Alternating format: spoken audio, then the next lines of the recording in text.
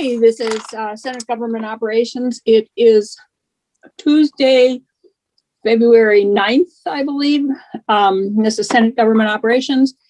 And we are looking today at the proposal that came from the administration around the creation of an agency of public safety. We,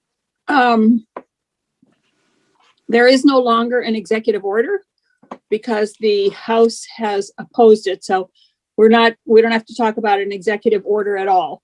However, there is, we do have some interest in creating an agency of public safety. And what we want to do is hear from people around what that would look like, how it should be structured. I don't know if Commissioner Sherling is on here with us, but there he is. We're working to put together some kind of a draft bill that we can all respond to. But today we're going to look at just people's ideas and whether it's a good idea and how it should be structured. So I am going to say that for people who are on here that aren't normally on here, we do not use chat because chat is a sidebar conversation. And if we were in a committee room, we would not allow it. We would tell you to go out into the hall and have your conversation. So we don't allow it here either, except for Gail to post links to things that people might bring up that are of interest to people.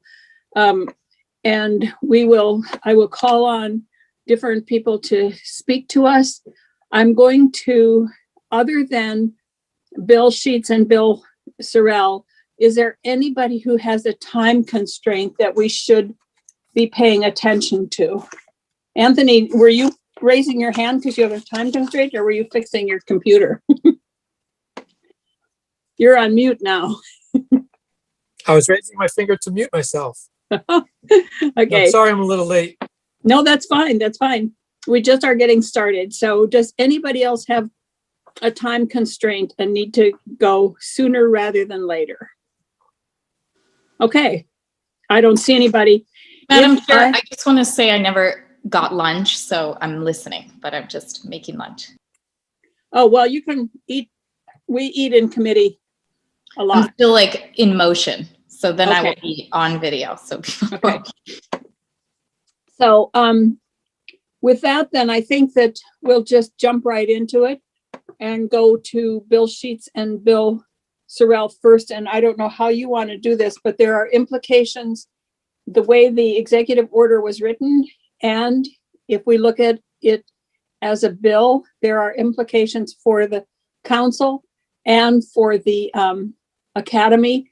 And I think that Mark Anderson also, I think you are connected to the council in an official way. So we'll also hear from you about that, but I'll go first to Bill Sheets and Bill Sorrell because I know they have to be out of here. So. Thank you, Madam Chair. Appreciate it. Bill Sheets, it's good to be back in front of you. I guess I would defer to any questions. I'll just start very broad-based. I think that just I like your distinction, Madam Chair. There really could be some clarifying language that the Academy is kind of a subset of the larger Criminal Justice Council. So I certainly believe that the Academy piece should not have the autonomy that it's had in the past and should be held more accountable in the form of an agency or something similar. I think for efficiency, effectiveness, it would be much better.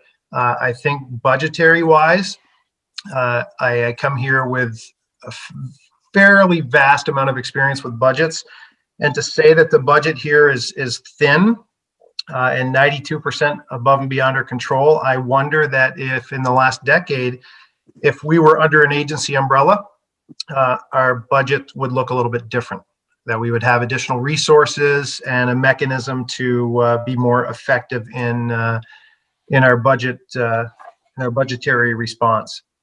I think there is a concern. I've heard it now as part of the council and in my role as the interim executive director over how we keep the autonomy of the new 24-person council, and I think it's critically important. So I don't know if that could be done through language, but I do think that even though we're closely related, there is a distinction between the 12 full-time equivalent law enforcement professionals here at the academy compared to the 24-person criminal justice council.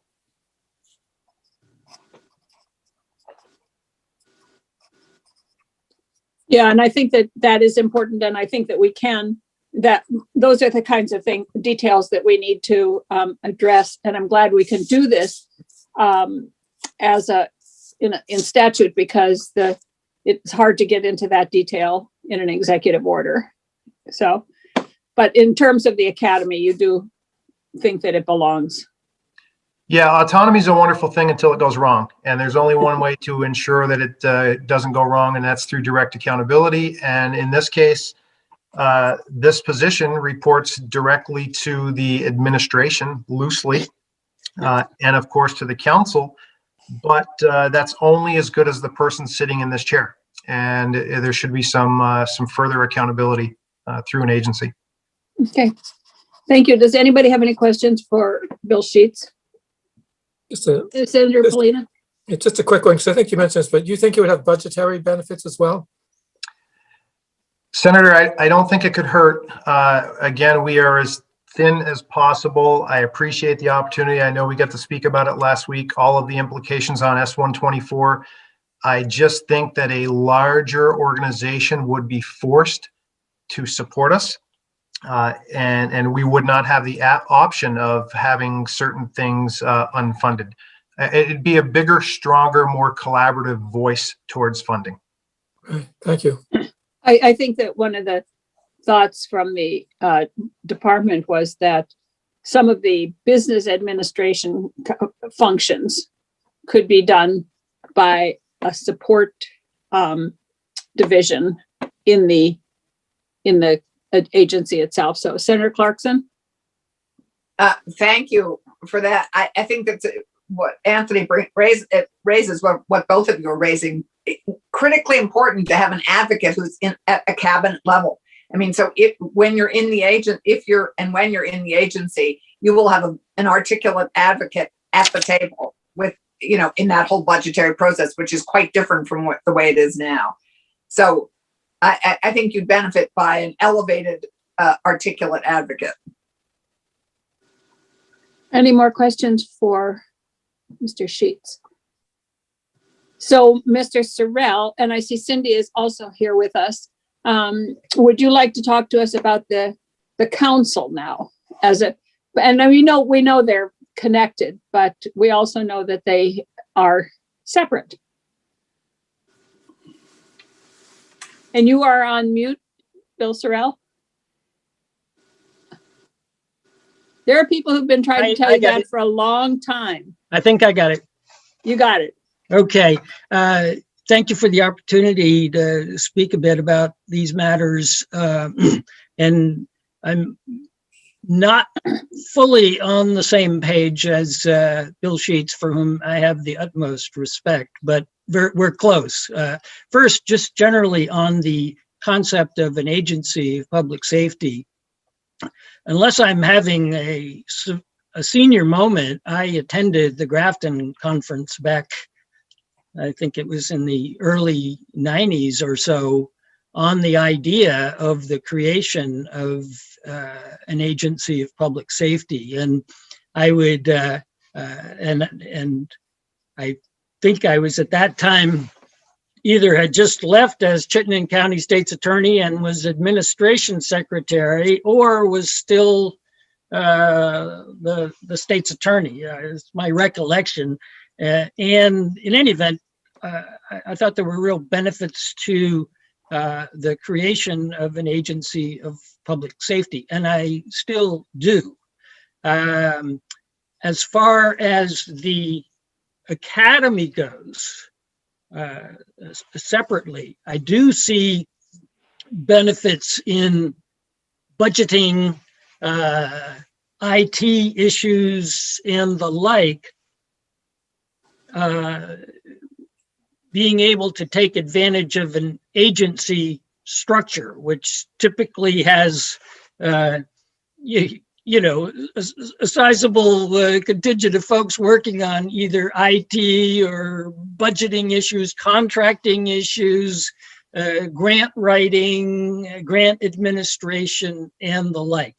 So I see some real potential benefits there for the academy. Then there's the question of funding. And I would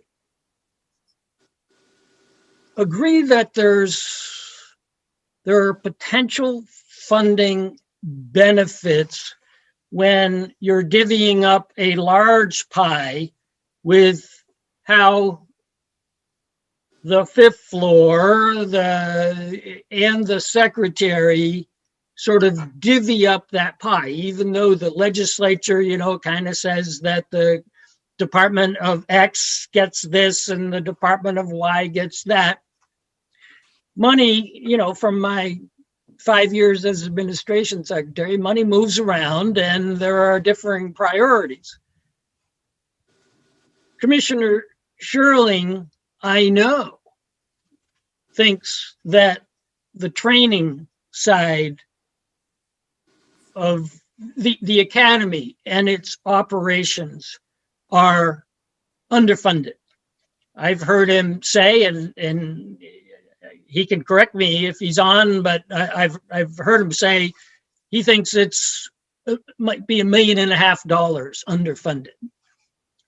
And there's no question but that he is a strong advocate for the academy and for police training and for the council. I mean, he's the first one who called me about taking over as chair.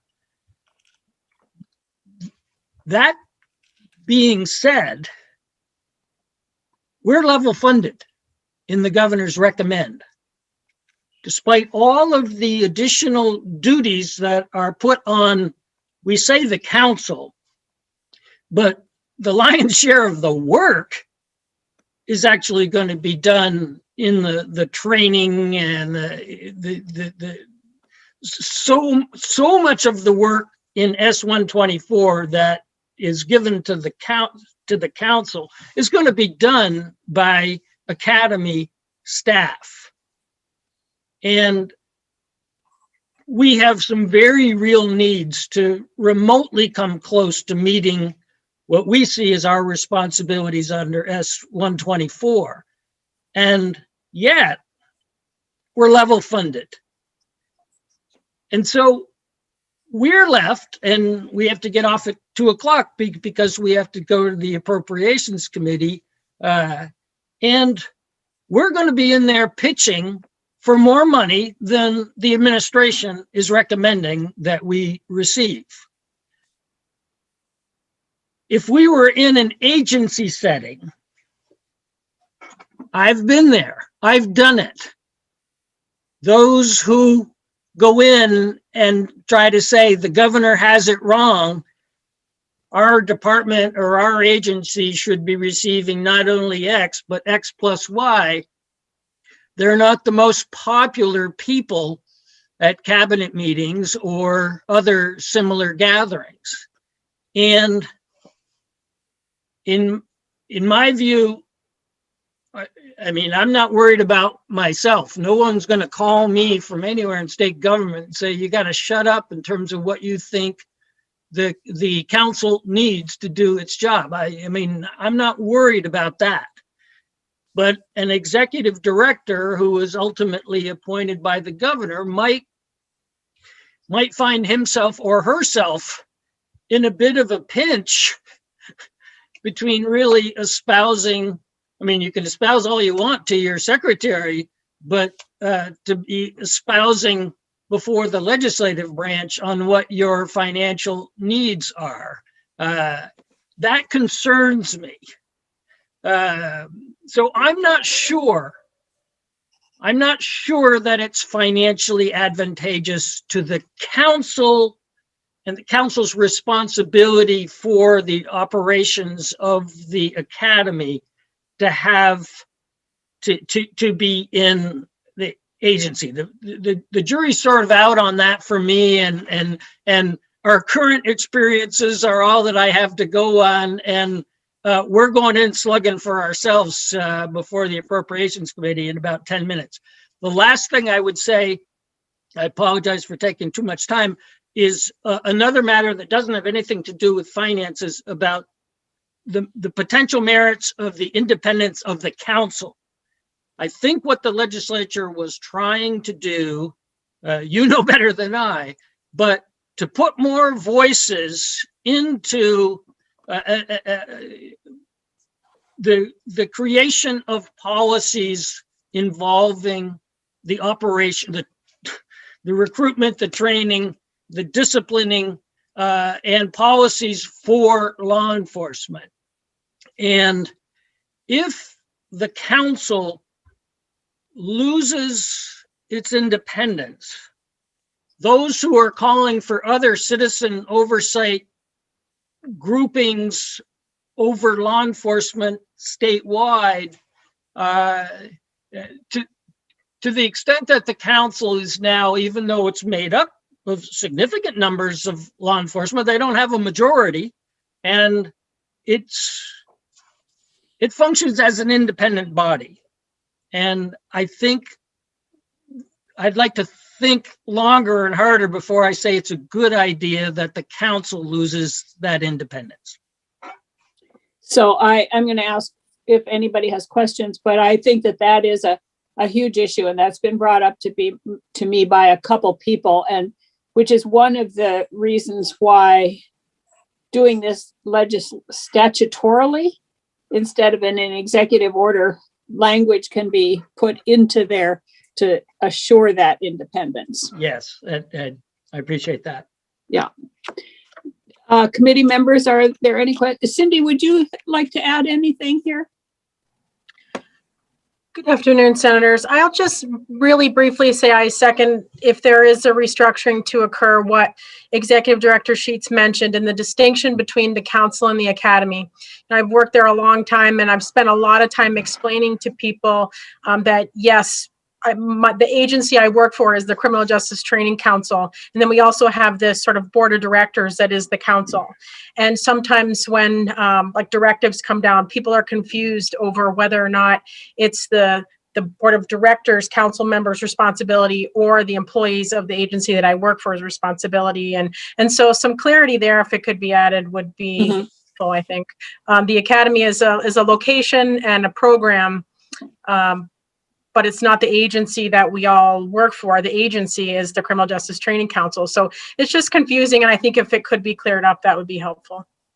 So when we move further into this, if we do, I would like to make sure that perhaps you work with our legislative council and with all those players to get that language in there. And I know that Mark Anderson has some concerns about that also. Committee, Senator Rahm? I just wanted to ask, is it Chairman Sorrell? Are you chair of the board? I'm chair of the Criminal Justice Council. Yes, council, sorry. I just want to ask Chairman Sorrell, would you currently say you report to someone right now, or do you function in this kind of independent oversight way? Well, I was appointed by the governor. The governor under S-124 gets to appoint the chair of the council. But do I work for the governor? No. And the governor's free to ask for my resignation any day that he might want, but I don't need to check with anyone before I exercise my responsibilities as chair. Obviously might seek some legal advice on some things and the like, and appreciate and need that, but no, I'm independent. Thank you. I really found your testimony very compelling on this issue. Thank you, Senator. Senator Clarkson? I would agree with Keisha. I think there are lots of advantages to being independent, and it would be great, actually, if Bill, you'd think about some examples of where that's been really important. Because the governor appoints you, the governor can remove you, but the key thing is you don't have to check in with somebody all the time to make sure that it's okay to do I something. do not. That's Right. right. And that is critically important, and every legislator can appreciate that. But if there were a couple great illustrations of where that was important in your mind, that would, I think, be helpful. Well, thank you, Senator. First and foremost is the one I mentioned, that Executive Director Sheets and I at 2:00 are testifying on our budgetary needs. Right. But But- I'd certainly be thinking about others that, and if I come up with them, I'll bring them to your attention. Great. Thanks. Thank you. Any other questions for them? And I understand you have to go, and I know that Mark, Sheriff Anderson brought this issue up to me last week, and about maintaining the independence of the council. And so if you come up with some language, I would maybe ask, Mark, Sheriff Anderson, what is your role with the council? Thank you, Madam Chair. So for the record, Mark Anderson, Windham County Sheriff. I am the Sheriff's Association's appointee to the council. Okay. So I fill one of the 24 seats identified in S-124, but also prior to that. So if you would have any suggested language that we talked about, work with Mr. Sorrell and Sheets and Commissioner Sherling, or whoever is going to be writing this potential bill for us. I'd be happy to do that, Madam Chair. And I also, not to say that the language is exactly perfect, but Commissioner Sherling's 10-point modernization strategy does discuss it. I believe the words were enshrining in statute the purpose and the mission of the council. And I think that is an excellent starting point, if not even the finish point. Yeah. Thank you.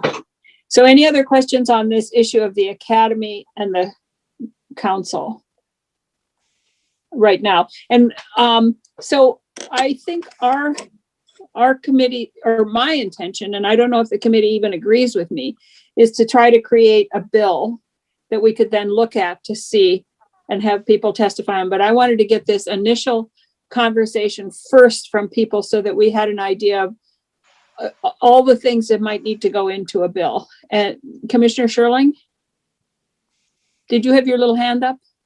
I did, the tiny little hand. Thank you. I can just barely see that tiny little hand. I just wanted to flag for you, Madam Chair, as we discussed earlier in the week, there is a draft in progress. We hope to have it to you within a day or so. We just couldn't get it done for this morning because there's a lot to put in there, including, as Sheriff Anderson indicated, we've been talking about this for more than a year. Every iteration, including the executive order, has all called out the need for the council to retain its independence in much the same way that we call out on a different, similar parallel path, the 911 board retaining its independence as well if it were to come to an agency. And I testified to that fact, I think, before your committee just a week or so ago. So I just wanted to ensure that folks are aware that is not in any way a point of contention. Right. Thank you. And just Senator Rama, just 1 second. And I just, so that you know, Senator Rama, I don't know that other committee members know this, but we have actually had a similar bill in front of us at least twice in the past. And the last time I believe that it got interrupted because there wasn't a lot of time and just some other things happened. But we have been considering this for some time. So did you have a question? I did. I mean, this might be work the committee has already done to explore what independence means, but I just ask the commissioner, would he imagine having any sort of oversight role with whoever is chairing the council, or having any sort of having that person as a direct report, or having that person have a direct line to the governor? No, we don't envision any changes to the structure responsibilities of the council.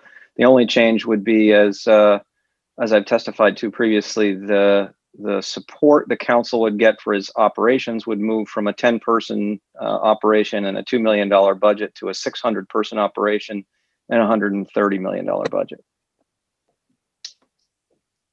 Those are the, what might be considered the business functions. Yes, As opposed to island- policy. Exactly. The council would continue to set policy as directed in statute, continue to have their oversight role relative to professional standards as memorialized in statute. They would just get access to a much larger array of resources with the operational components of the academy connected to a cabinet level organization. So in these, there's no, I don't know that there's a polite way to say this. There are these various islands in state government that have been created over the decades, and they get lost in the shuffle. It is really hard to come in with a $2 million budget sitting on an island as the council or the academy or however it's portrayed in various testimony when you're up against the $2.5 billion Agency of Human Services budget. We have trouble going up against some of those large programmatic needs. So I do not see any downsides to the resource allocations that would go with attaching the operations of the academy to whether it's a Department of Public Safety or an Agency of Public Safety or the Agency of Administration somewhere. I think it makes the most sense to be attached to public safety because it's directly aligned in mission, and further fragmentation is what we're trying to avoid. But I do not see any budgetary downsides. And I'll also observe that having been in commerce for 3 years, this construct is pretty normal. And we actually have it in public safety. The Fire Training Council operates independently and guides fire training, and we don't touch that. We just execute what that independent multi-agency council directs. And the same thing happens in commerce. There are a variety of independent boards and commissions. I think the Secretary of Commerce is appointed to something like 60 various boards and commissions. Some of them get all of the resources of the agency, but do not report to the Secretary. Same construct. Senator Rahm, did you have another question? I did, and I'm sorry to do this if the chairman has to leave right now, but I'm actually asking the commissioner. I don't sort of doubt your professionalism, so I don't want it to seem that I am, but as you say, there's no downsides. I'm just really curious.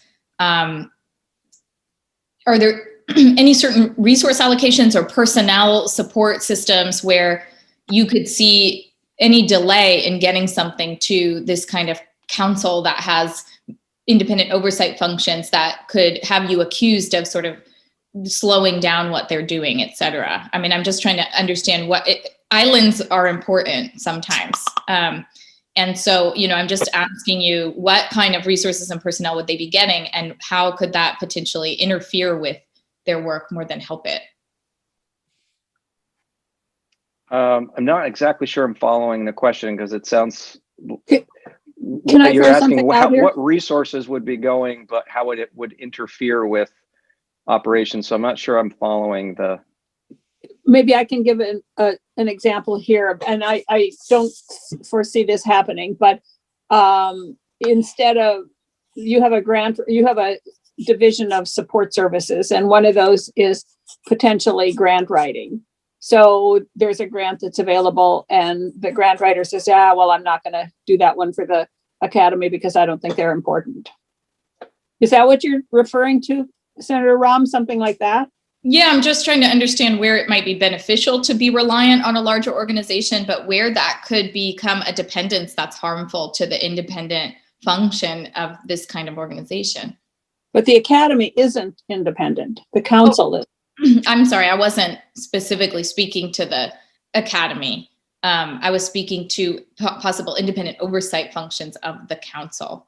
If we were to, as the legislature, I think would like to continue to have some independent oversight of public safety functions.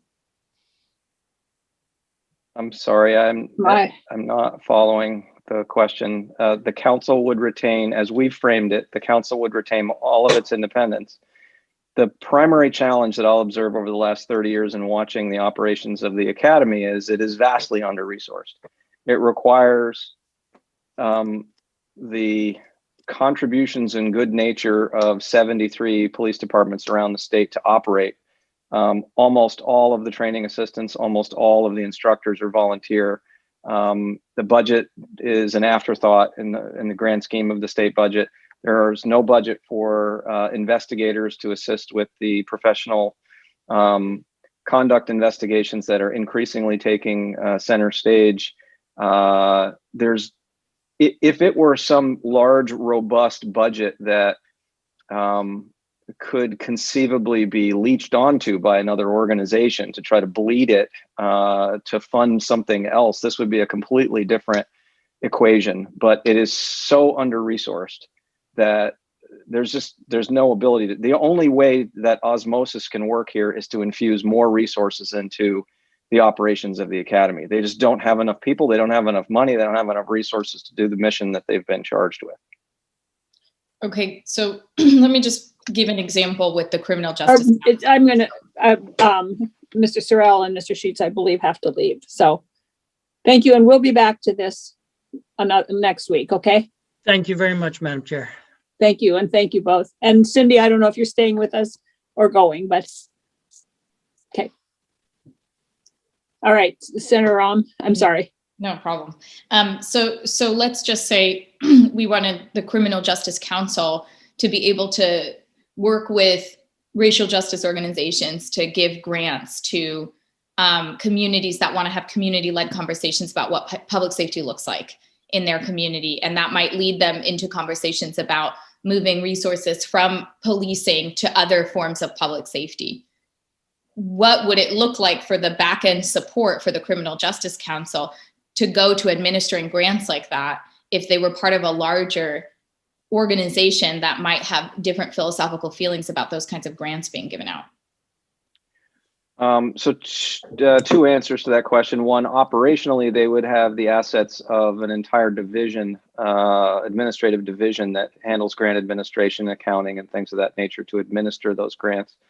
From a philosophical point of view, it's no secret that we have disagreed with a number of pieces of legislation that have been passed over the last 18 months or so. But once they become law, our job is to execute them to the full extent of our capabilities. And that is exactly what we have done.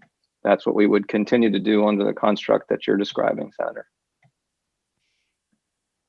And I believe that if the training council or if the council wanted to go in that direction, it would have to be, it's not in their jurisdiction or their duties right now. So it would have to be legislatively given to them, I think.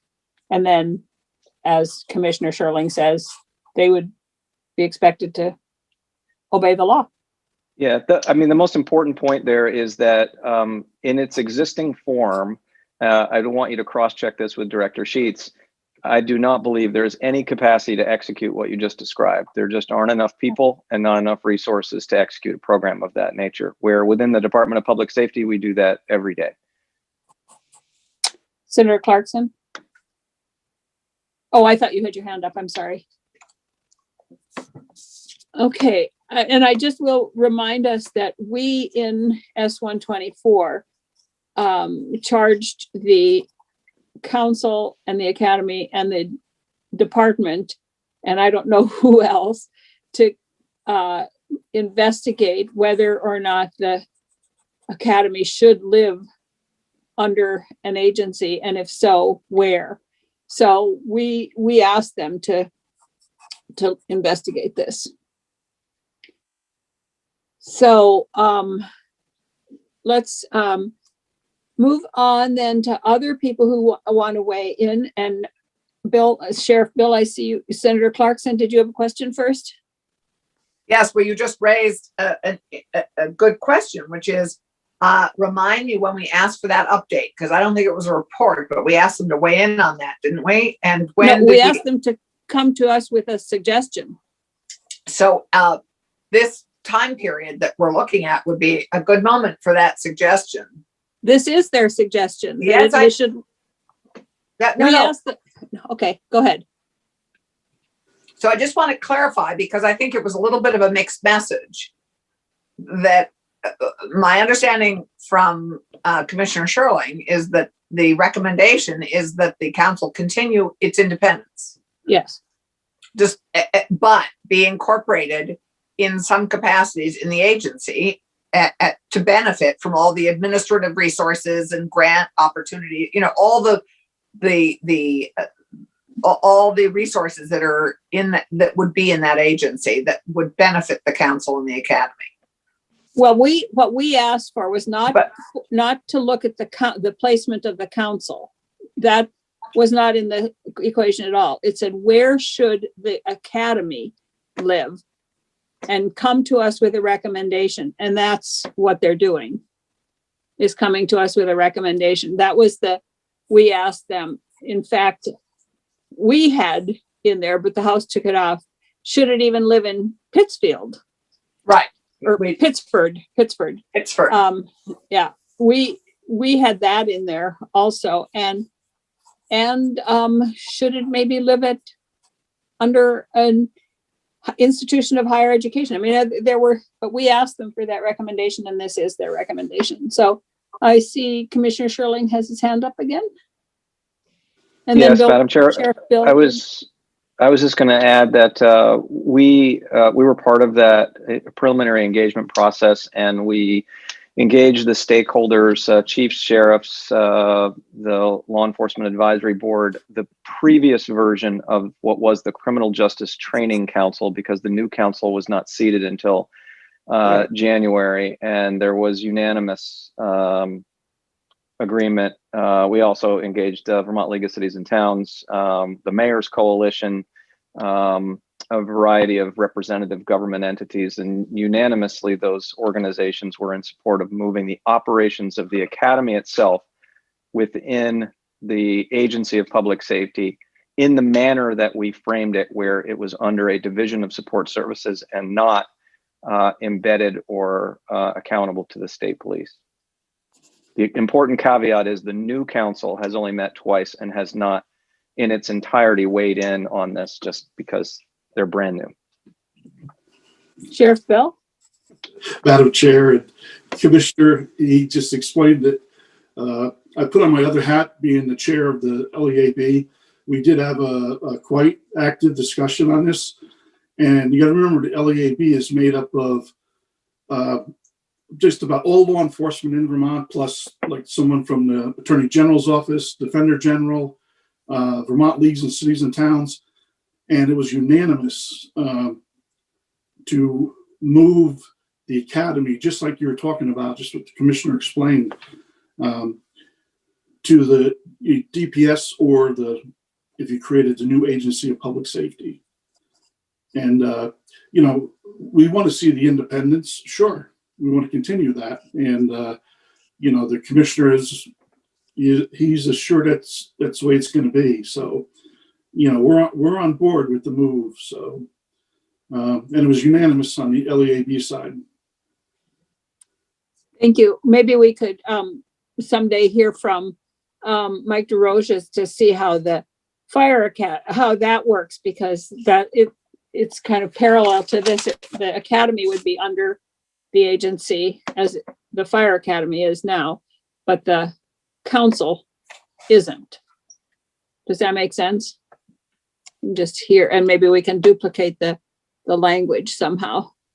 And if I may, Madam Chair, one of the reasons we think this makes sense is because as these two parallel public safety first responder training organizations move forward, there is the potential to leverage experience, technology, certain kinds of training, leadership training in public safety, for example. We currently replicate in two different places. There are tremendous possibilities in the future by having a training division within an agency of public safety. I just can't emphasize enough in my, I don't know how many years I've been in state government now, it seems like forever with COVID, but the fragmentation of effort is costing taxpayers in terms of repetitive effort, delays, and extra costs that just don't need to be there. Okay, does anybody else want to weigh in on the placement, on this suggestion of placing the academy in an agency and yet maintaining the independence of the council? Chief Falco, did you want to weigh in on that, or because we can move on to another topic if we want to? Madam Chair, I can wait because what I'm going to testify to anyway will dovetail with this issue. Okay, great. Thank you. So, Senator Rahm? I just want to say that I'm such a visual person, and I'm on the website and it says Vermont Criminal Justice Training Council. And then when you go to click on the council members, it says Vermont Criminal Justice Council. So I just want to make sure I understand there is no longer a Criminal Justice Training Council. Yes. Okay. Someone should change that on the website, but it was just confusing me. Yes, I'm sure. That became effective just a couple months ago, and I suspect that they've just been busy with other issues, but we will remind them. Yes, Sheriff Anderson. Madam Chair, I think that underlines just one of many ways that the Academy staff is under-resourced. We've worked with them on various IT issues, but that being said, I'm happy to deliver that message to the people that work on that. Thank you. So let's move to, does anybody, we want to hear what your thoughts are about the agency in general, other issues with it, whatever. This is just a conversation so that we can get everything in. So let's go to you then, Chief Fakis, or Director, I'm sorry. Good afternoon, Madam Chair and members of the committee. For the record, I am Tony Fakis, Director of Enforcement and Safety Division for the Vermont Department of Motor Vehicles. Since I'm no longer, I guess, responding directly to the executive order, but some of the things that I've already testified to in the House, but remain the same in terms of, overall, I absolutely believe and support in the future vision, the 10 points of police reform and modernization that have been already laid out. How we get there is I think is still, work in progress. Obviously, that's why we're here. As far as the Department of Motor Vehicles, specifically, we do a lot within this division of enforcement and safety. And we have the driver's ed program, the motorcycle education, rider education program, school bus safety. And then when you get into the criminal investigations and a business support end of the investigative side of the house, we're working with our dealers, the vehicle inspection program. And then lastly, and I think what we're most known for, is the commercial vehicle enforcement team unit. And these folks are highly specialized, as all of our employees are here. But it's all part of highway safety. And so we look at some of those, what are some of the similarities in mission? So I'm going to, in very broad terms, one of the greatest strengths I always felt in Vermont law enforcement is the fact that we've had one academy. That, it doesn't matter what the shoulder patch, whether it was, Montpelier Police, I went to the academy with many state troopers and as well as DMV personnel. And the fact that we have that foundation, I think, is a great strength to Vermont. There's no question in all of these conversations that Vermont, in terms of law enforcement and policing, it's kind of the haves and have-nots, especially when we talk about municipal policing and what communities are willing to pay for. And then, so my point about one of the areas why I supported this concept of an agency of public safety is really to, I think it really fits well with, as we look for police modernization and consistency. Even though we are very unique in what we do here at DMV Enforcement and Safety, if we weren't doing that job, for example, of the truck inspections and working with our federal partners, really nobody else does it in Vermont. I mean, there are some officers that are trained to certain degrees that they can do vehicle inspections, but that's our primary focus is making sure that we help support our trucking industry, as well as make sure that our highways are safe for them. So there's a lot of opportunity with training, and that's where as I mentioned, I think that the more we can have almost standardized training, and I don't just mean a mandate class here or there. I was just earlier this morning, I was on the phone with a federal agent who's an instructor in Chicago, and we were just talking about how Vermont, we really need to modernize, and that's philosophically, how do we approach training, and everything laid out in this agency, the architecture of this could really deliver that. And that's something where, I mean, I can do all the training I want, and we have vision here within DMV of what we want to accomplish. But again, it's going to be compartmented. It's not necessarily going to be in line with, for example, what the Vermont State Police are doing.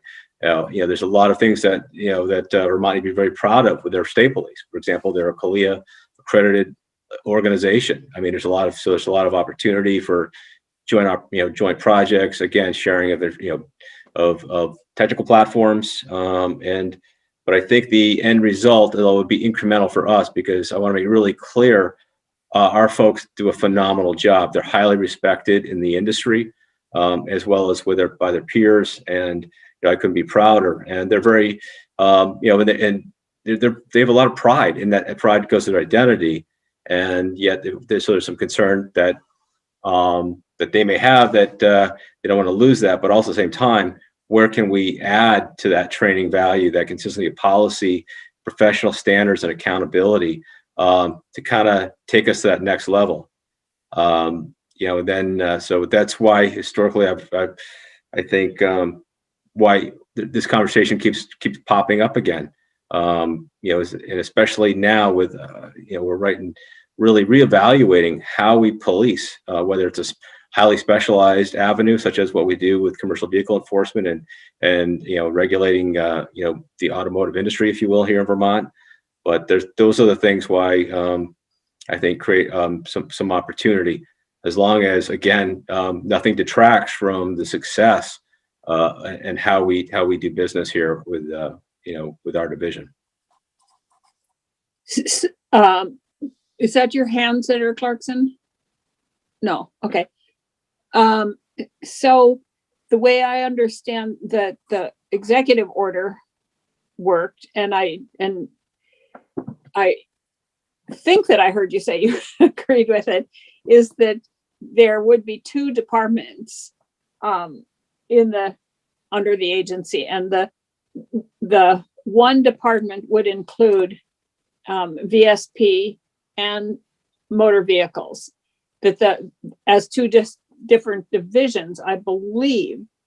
Am I right about that? Is correct. It'd be that under the executive order, the language was specifically creates a Department of Law Enforcement, and that would have a division of the Vermont State Police and a division of motor vehicle enforcement. And they're absolutely two very distinctly different organizations. I mean, the responsibility that the Vermont State Police have, they're handling the 911 calls. Anything that comes up, they are the go-to, including all of their special teams and their unique resources. We have a very different job, but yet we're all law enforcement officers. We all support one another, and certainly anything that creates better interagency or division integration, I think, would go a long way. For example, highway safety task forces, in other words, working with troopers side by side on various details with our commercial vehicle enforcement folks, so, to protect our trucking and commercial vehicle corridors. There's a significant number of the accidents that involve commercial vehicles. In many cases, was caused by a non-commercial vehicle. So we have a lot of, it's not overlap, it's just an opportunity to do it even better. But the fundamental backstory there, though, is that accountability, that professional standard, the policy, and this is something that I dealt with even as a Montpelier police chief. That nobody in Vermont should be held to should should have different standards of expectations when they have an interaction with a law enforcement officer. And quite frankly, as we all know, it's all over the map. But does that answer your question in terms of back to the structure specifically? Yeah, it answers my question that I think that you see that as a first step is, and the each division would keep their own identity. Yes. Yeah. Any questions for Chief?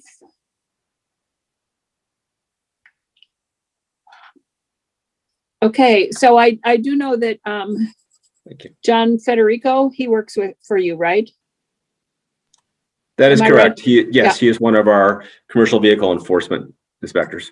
And I think that he wanted to also weigh in on this, and I don't think, oh, there he is. It looks like, John, it looks like you are in witness protection because you are so dark, I can't see you, but I can see your DMV yellow lines behind you, so I knew it was you. I apologize for the lighting in the studio here, Madam Chair, but thank you for having me. That's okay. Would you like to weigh in now that, since we're talking about that right now? Certainly. Thank you. For the record, I'm John Federico. I'm a commercial vehicle inspector with the Department of Motor Vehicles.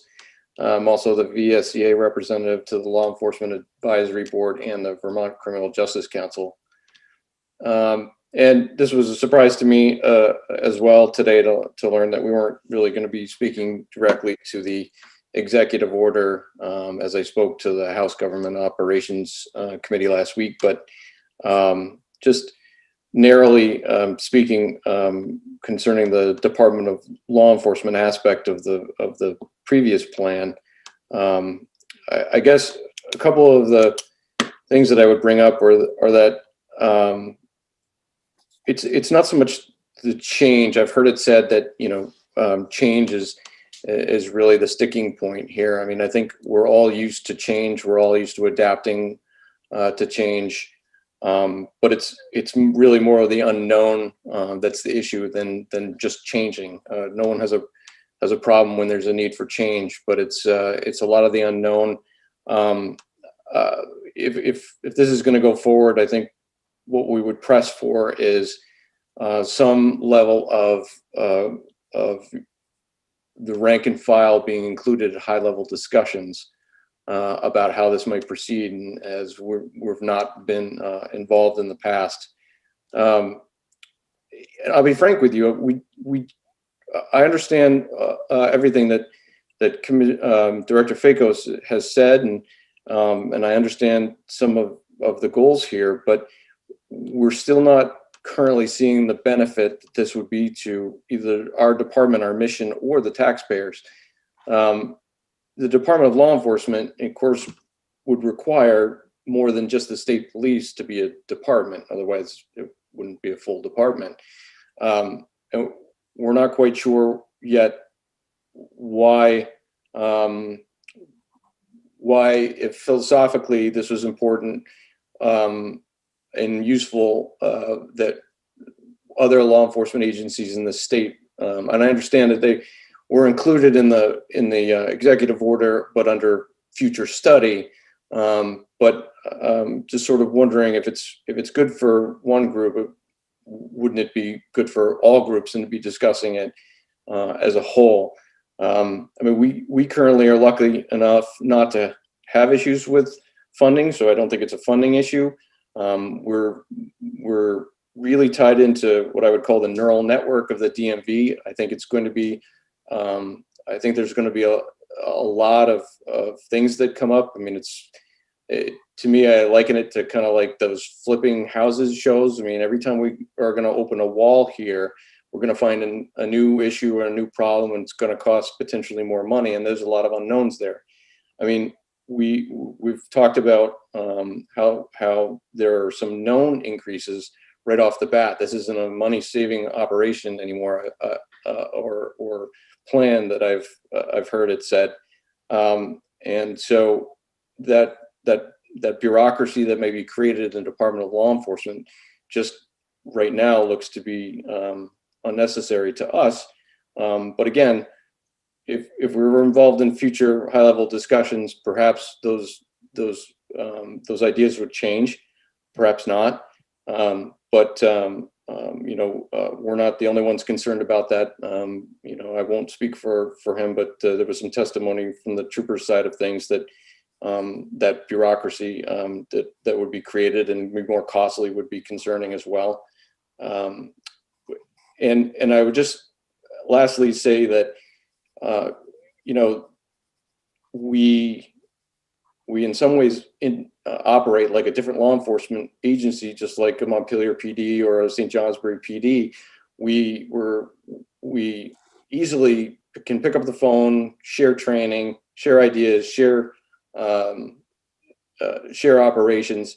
We can do it even easier because we're state employees. The state police are state employees. There's a lot of those things that we can do right now, and without having to go through changes that may cost the state a lot of money in the future. Again, that said, we're certainly open to the continued discussions. We'd love to be involved at a higher level than previously, if this is going to go forward, so that our voices are heard, and that we may also bring our expertise to the table, so that we don't. Hopefully, we can help avoid any walls that are opened, and find out we need new electricity, throughout the house, new roof, and all that kind of good stuff. So, appreciate your time. Thanks, John. I do apologize for the fact that we aren't speaking directly to the executive order, because we've set this up last week before we knew that the House had opposed the executive order. So there is no executive order anymore. So, and in terms of speaking to the higher level conversations, I think that's what this is. If we do this, it will be done legislatively. It will be done by statute. So this is where the conversations will be held, I believe. Am I right, committee? We will be writing the statute. Senator Collmore? Thank you, Madam Chair. John, I really appreciate your testimony. I was going to ask Director Fakis, because up till this point, everyone that's testified seems to be in full support of what was contained to some degree in the executive order. I still think there's some discussion as to whether both chambers had to vote no or yes. I know that certainly the administration's legal counsel feels differently than some of the other folks, but that aside, this committee has also put forward a bill more than once, which would reorganize the public safety situation. But I'm especially grateful to John for providing some testimony, because I think it is important. Full disclosure, my wife worked for DMV for many years in a mobile unit. She had nothing but good things to say about things and the way they ran. But if you have 100 people in a room, you're never going to get, or rarely will you get 100-0 vote on anything. That's just the way things are. So I think it's especially important that we hear from the rank and file. And John, if you have specific examples of, given this possibly going forward, what would change for the average DMV worker, and pick whatever job that they have versus what's in place now? If you can think of any examples.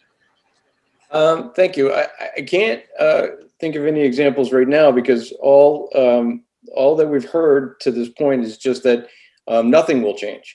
We'll simply move over, and everything will remain the same. But there's a lot of confusion around that. Just for example, we're not quite sure whether the executive order referred to our civilian staff that's intertwined with some of our operations, comes with us, doesn't come with us. Title 23 is a big, thick volume of law that's got the Commissioner of Motor Vehicles written all over it. I don't know if you can just simply replace the title and then everything goes smoothly. And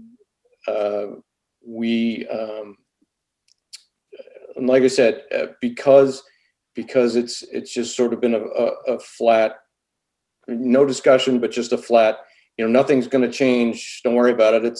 everything's gonna stay the same.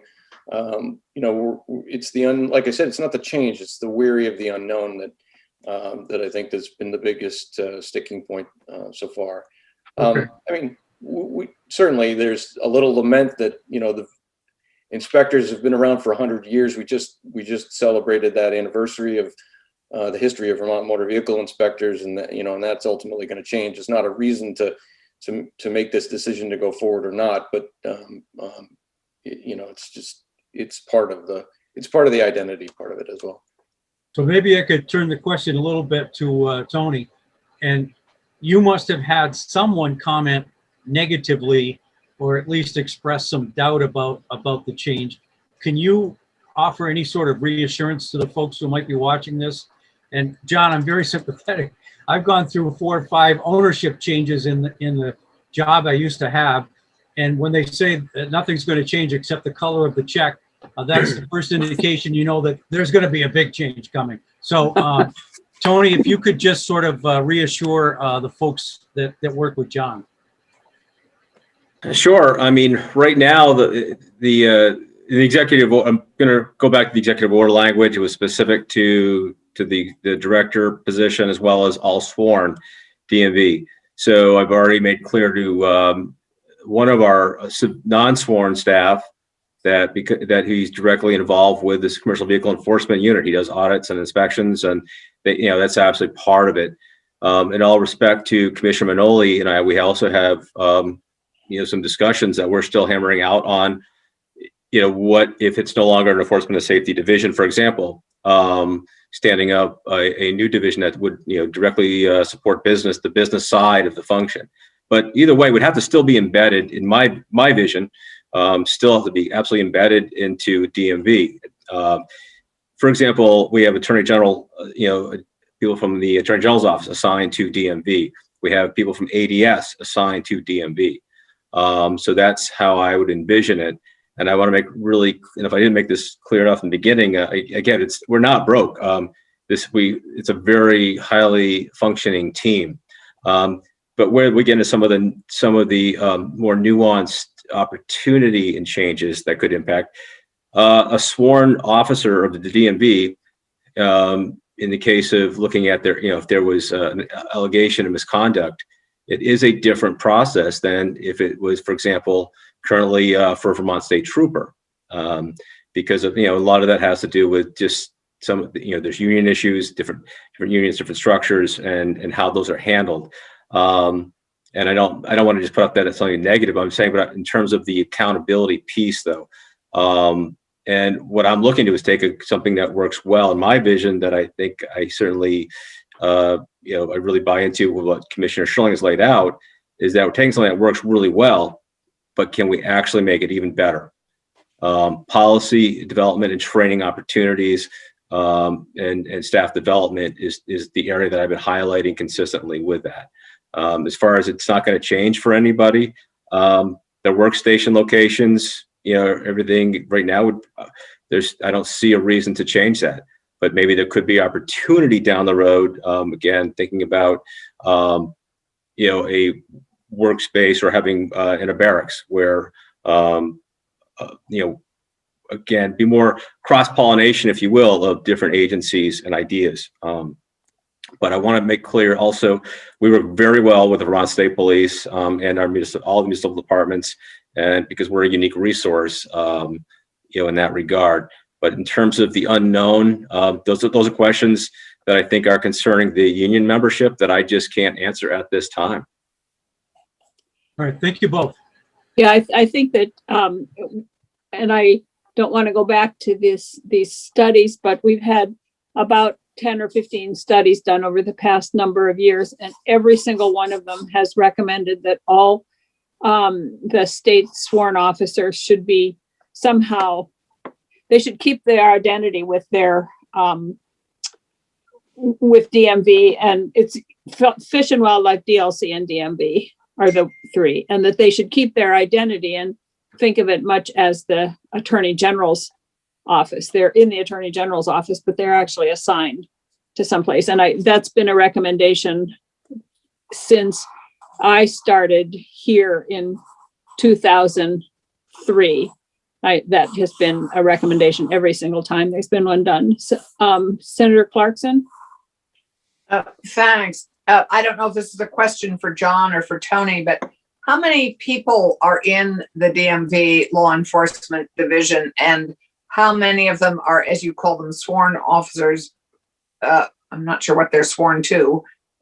I mean, That means they're certified. they're certified. Okay. Because I guess you could call us all sworn officers too, because we all swear oaths. So it's, anyway, how many are in the division totally, and how many are law enforcement or sworn law enforcement versus administration or non-sworn? Sure. We have the division is made up of 41 full-time employees, and then during the riding season, we hired seasonal employees, approximately 40 additional seasonal employees. Of the 41 full-time, 27 of those are for full-time law enforcement positions. So again, every one of our inspectors, whether they're a detective or working on the commercial vehicle side of the house, they're all full-time Vermont law enforcement officers, and with some very unique specialized training and experience. Thanks. And the 40 seasonal are not. They're just motorcycle riding instructors that help out, but they're part of the division when they are employed. Okay, great. And so, and I guess this is also a question for Michael Sherling, which is, as I recall, stage 1 in this is including DMV, but that you're still discussing Fish and Wildlife and Liquor and Lottery, or are they part now of this proposal? I thought that they were kind of stage 2. That's correct, Senator. As proposed in the executive order, that would be a secondary phase. So there would be some additional, I hesitate to call it a report because, as Senator White indicated, this has been studied and restudied, and every report comes back the same. Yeah. But that would, of course, be at your discretion if it were a bill, how you'd want to handle that. We, given the current operating environment, the pace, and all of the support we provide to the COVID operations, I'm not sure we would want to accelerate things. But there are a variety of different ways to phase implementation in the future. Phasing in is, you could, got it. Thank you very much. While I have the floor, Madam Chair, could Sure. I add? Sure. I want, without sounding argumentative, I want to provide some clarifying information regarding Inspector Federico's testimony. I do want to take issue with some of the things that he said. We have been actively engaging every sworn law enforcement officer and every member of public safety organizations in the state on this topic for almost 14 months. We have circulated and recirculated drafts of modernization strategies. The Secretary of Transportation and the Commissioner of Motor Vehicles met with the DMV staff in May of 2020. One of the items brought up for conversation at the highest cabinet level at that point by Inspector Federico was this topic. We have actively solicited stakeholder feedback as we have circulated that modernization strategy. We have testified side by side with the VSEA on this topic going back to January in this committee when we were testifying live in January and February pre-pandemic. The VSEA president was in the room for that testimony. So I want to be really clear and unequivocal that there has never been a law enforcement or public safety engagement process that has been more robust or more sweeping than this one in my 30 years in public safety in Vermont. Thank you. Thank you. I see that the treasurer's office is on here, and I think that late in the day we changed the time to 3 o'clock for retirement issues, and you're welcome to stay with us, but I assume that you're busy doing other things probably, and that we will continue this until for a little bit longer. Allison, is that a hand? Yeah. While Michael had the floor, I just love to ask the additional personnel, Michael, that is in, as I recall, it's quite a bit smaller, the Fish and Wildlife crowd and the Liquor and Lottery. I mean, it's not 80 people when it's not 81 people. It's like, it's smaller, right? Fish and Wildlife is, I would say, roughly the same size, and liquor, the liquor 81 enforcement. or No, I No, thought he said in the 40 range. okay, 20, 41. I thought you said 27 sworn officers in DMV. Oh, is right. And the rest were there were 81 total. He talked about 41 full-time, 27 were law enforcement. Right. And it's the So- law enforcement. Right. That So moved. it's just the 27, sort of roughly 27 to 30 fish and wildlife. Mhm. Yeah, And- and we will hear, And We will liquor hear and from lottery is about the same? No, smaller. That's quite a bit smaller, Senator. Yeah, that's like 10 or 12. Yeah, it's not that many. And for the record, we have very deliberately contemplated the congruity of operations of these various entities. And I was frank with this committee last year. I'm not sure to what extent moving liquor into the agency makes sense. There is a very small fragment of what they do that has anything to do with enforcement. It is Right. a different kind of operation. So we have been we've been as thoughtful as we have the capacity to be, and we have not prejudged which pieces make the most sense at this stage because of some of the timing issues and things of that nature. So thank you. Thank you.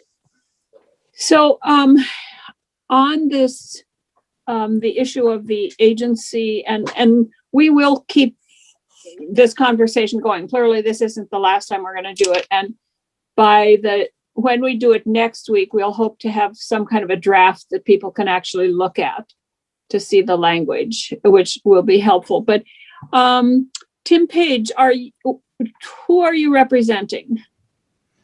Hi, thank you, Madam Chair. I'm representing the Vermont Chiefs of Police Association. I'm the current president. Oh, great. Also Chief of Police in St. Johnsbury.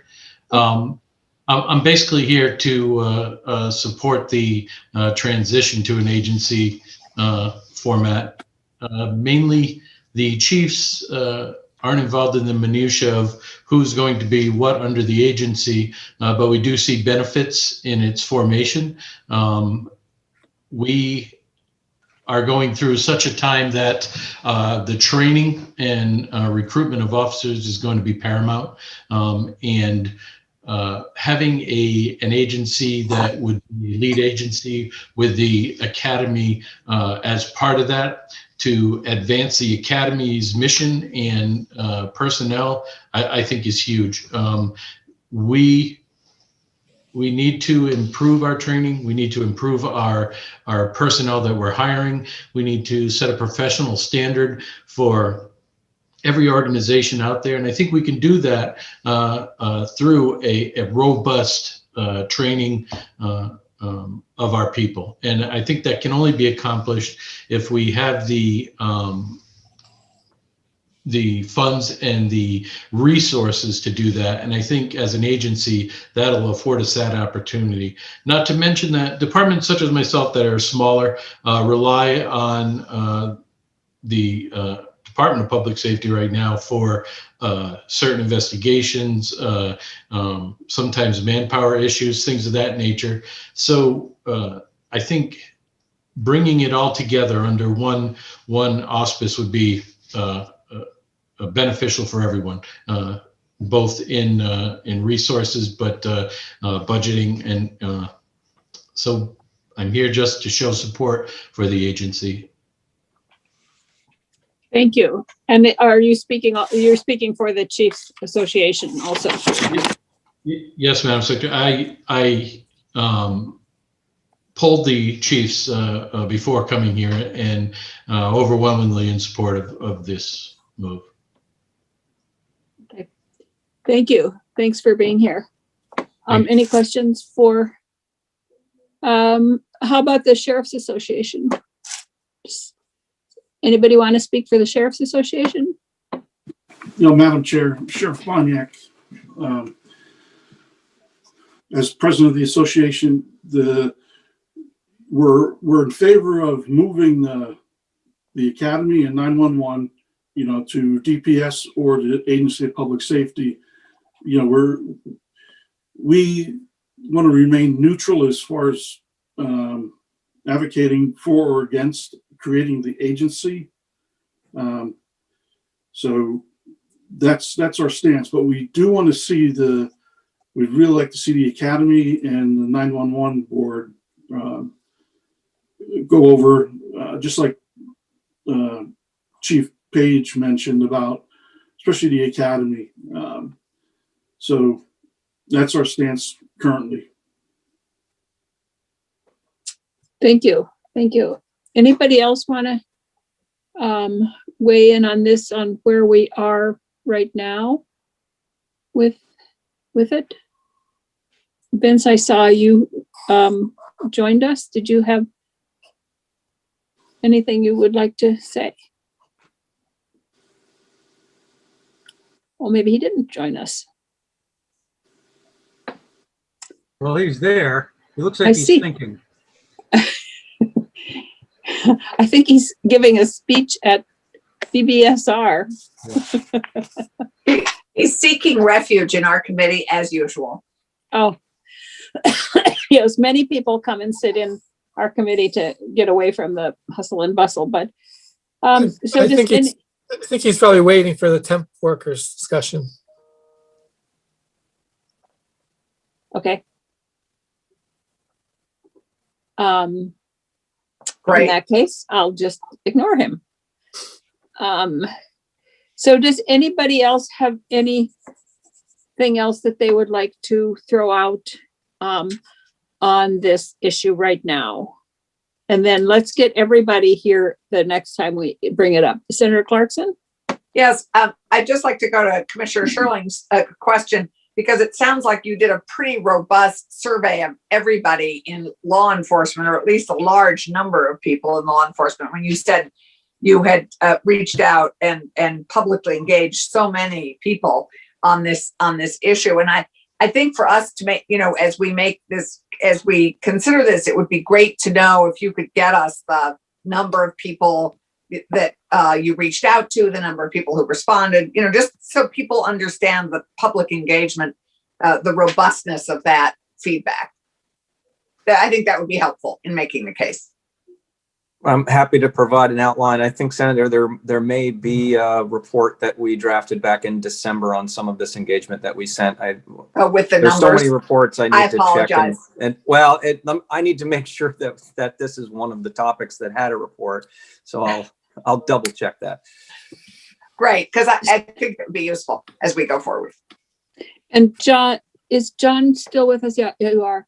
I would say that what should happen is as we go forward, and whether we ultimately pass a bill or not, we need to get people's thoughts in there. So if your members have comments or would like to see language in the bill, we need to get that to us so that we can make sure that we're going in the right direction. I mean, when we talk, I don't know if you were with us when we talked about the putting language into to guarantee the independence of the council, the Criminal Justice Council.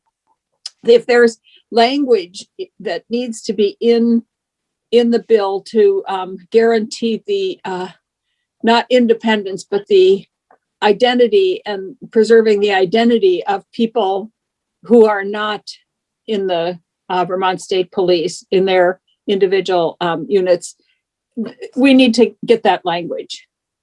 And anything else you think is relevant. All right, thank you for that opportunity. We'll work on that. Sure, thank you. Anybody else have anything right now? Senator Polina? Yeah, I'm just wondering, I don't know if there's an answer to this question or not, but I'm wondering how large an agency we're actually talking about creating. I mean, we're talking about something, obviously it's not going to rise to the level of Agency of Human Services, but I'm just curious, is there any way of talking about the size of the agency that we're creating and what it means relative to state government? Certainly, Senator. It's a great question. It would add somewhere between 120 and 140 people to a department that currently has a little over 600 employees. So by contrast, the Agency of Human Services has 3,600 or so employees. We have very mindfully did not draft something that looks like a super agency. You may recall prior iterations of this that have been drafted into legislation have contemplated moving all regulatory functions, Department of Corrections, Emergency Medical Services, other things that would create a super agency, and that's not what was proposed here. Because it's interesting, I've heard from a few constituents who are, not saying this is my opinion, but I've heard from a few constituents who have said, this is no time to be building a super police agency, that kind of an attitude, given the fact that there's skepticism about police operations around the country, not just in Vermont, obviously. And so it made me just think about the size and scope of what we're trying to do here. And also, as you well aware, we've had issues with bias policing and issues like that around the state. And I'm wondering if there'd be anything that would change or improve if this kind of consolidation would in any way improve our ability to deal with racial bias in policing and those kinds of things. I mean, data collection. We've had issues around the state that have been to the disadvantage of BIPOC people. I'm just wondering whether or not do you see any way of using this transition as a way to improve the ability of us to do anti-bias policing and things of that sort. Very much so, Senator. And with, I think, three primary areas of focus. Unifying the supervision of law enforcement under the elected chief executive that's one of the goals. I mean, the governor ultimately is responsible for delivering bias-free operations in state government, in part at the direction of the legislature based on the statutes and the budgets that you create. Secondarily, you mentioned data, unifying the mechanisms with which we collect and then swiftly report data, not just on interactions with communities of color, but data across all law enforcement operations. And then third, the front end of this hearing was largely talking about training, but increasing the investment in and broadening the influence on the training environment in a way that helps to unify that rather than keep the fragmented approach that we have now. All we believe are incremental steps to improve our outcomes relative to bias-free operations. Senator Rahm. I was just looking through some of the committees of the Criminal Justice Council, and I know that the chairman's no longer with us, but I was curious. I was just looking, for example, at the Use of Force Committee, and it looked like a lot of local law enforcement folks, including, from towns and state government.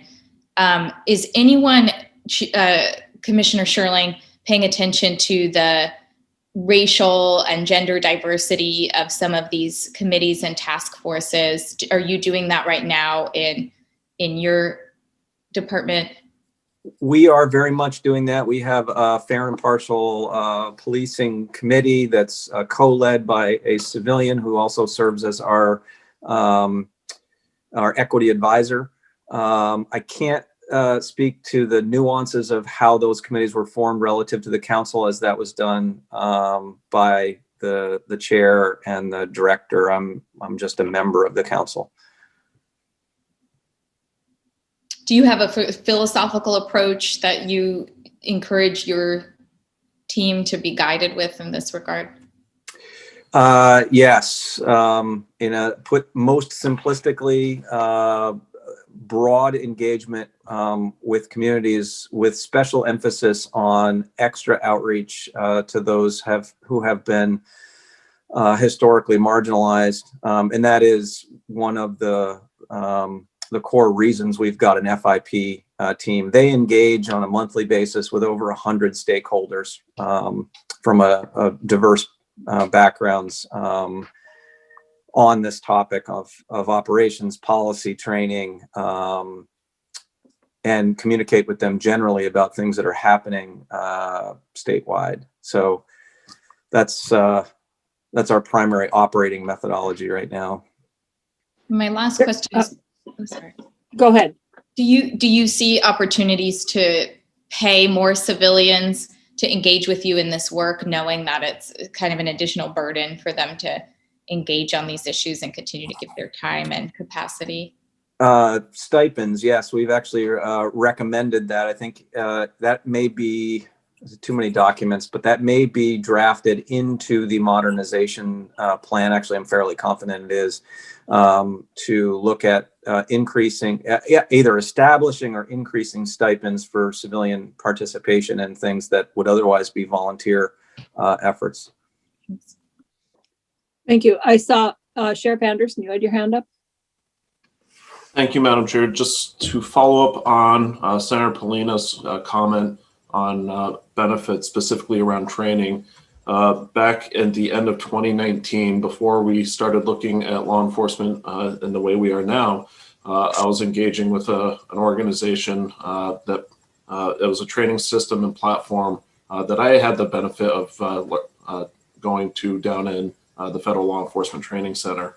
That program is now closed. I was talking with the vendor to bring them here, and it's a $100,000 program. So to the point of the agency, not to say that they would necessarily need to promote this, but the access to funding, I think, is a way that we could bring in some leading edge training that that deals with this. When we talk about fair and impartial policing, the current training model delivers the cognitive level. And while I'm no expert on Bloom's taxonomy of teaching and education, the reality is what we are capable delivering within the Academy's budget right now is simply a cognitive level. We're not doing nearly as much as we could with experiential learning or in areas where we need to work towards culture. So to that point, I want to say that inside the agency, the Academy has a far better chance of providing higher levels of training, not just on fair and impartial policing, but also in areas unrelated, but also important to culture, such as supervisory training and executive training. As a new sheriff, I had the benefit of learning from many sheriffs who were willing to take the time to support me learning my position, from people like the commissioner who's willing to take the time to explain state government. And we should have that formalized. To figure it out by asking the right person is somewhat of a splash approach. And then to Senator Rahm's observations on the Academy's website, I just reviewed the list of committees. I noticed it's still the former training councils committees. We have met, I believe, twice now. And to the point of why the Academy's website is not currently updated, the position responsible for updating that was vacated in December. The person was just hired. And so there is a piece where they are actively working to update information. There's several committees that are created that are not listed, and I can't give an accurate representation of what they are right now, but I just wanted to note that. Thank you. Thank you. So any other questions, concerns right now? So let's, when we take this up next week, we will have hopefully a draft. And if anybody has, what I'm going to suggest is that if anybody has language that they would like to get in here for us to consider. Amarin, is that, could I say that your point people would be John Federico, Tony Fakis. I think that Bill Sorrell and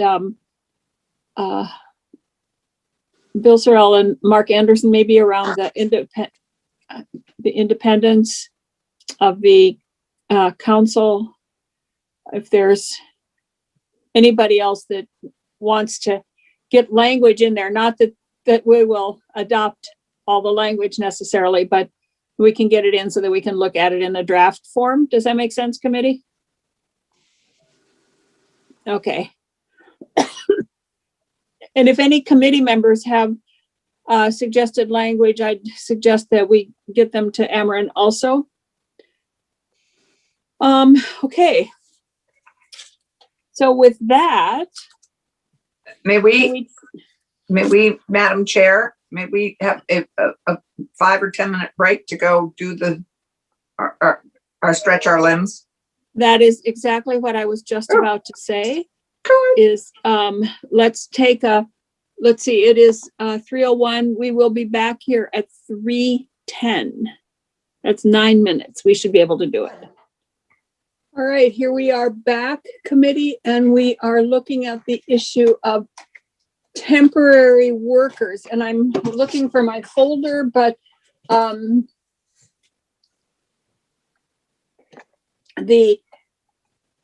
we heard last time that there are very few temporary workers that have worked over the 1280. There were 31. No, yes. There were 31 that worked over 1280. Correct me if I'm getting this right, Dan. 31 that worked over 1280s. 20 of them were related to COVID duties that had to be done. 5 of them were assigned to PSAPs to fill roles there.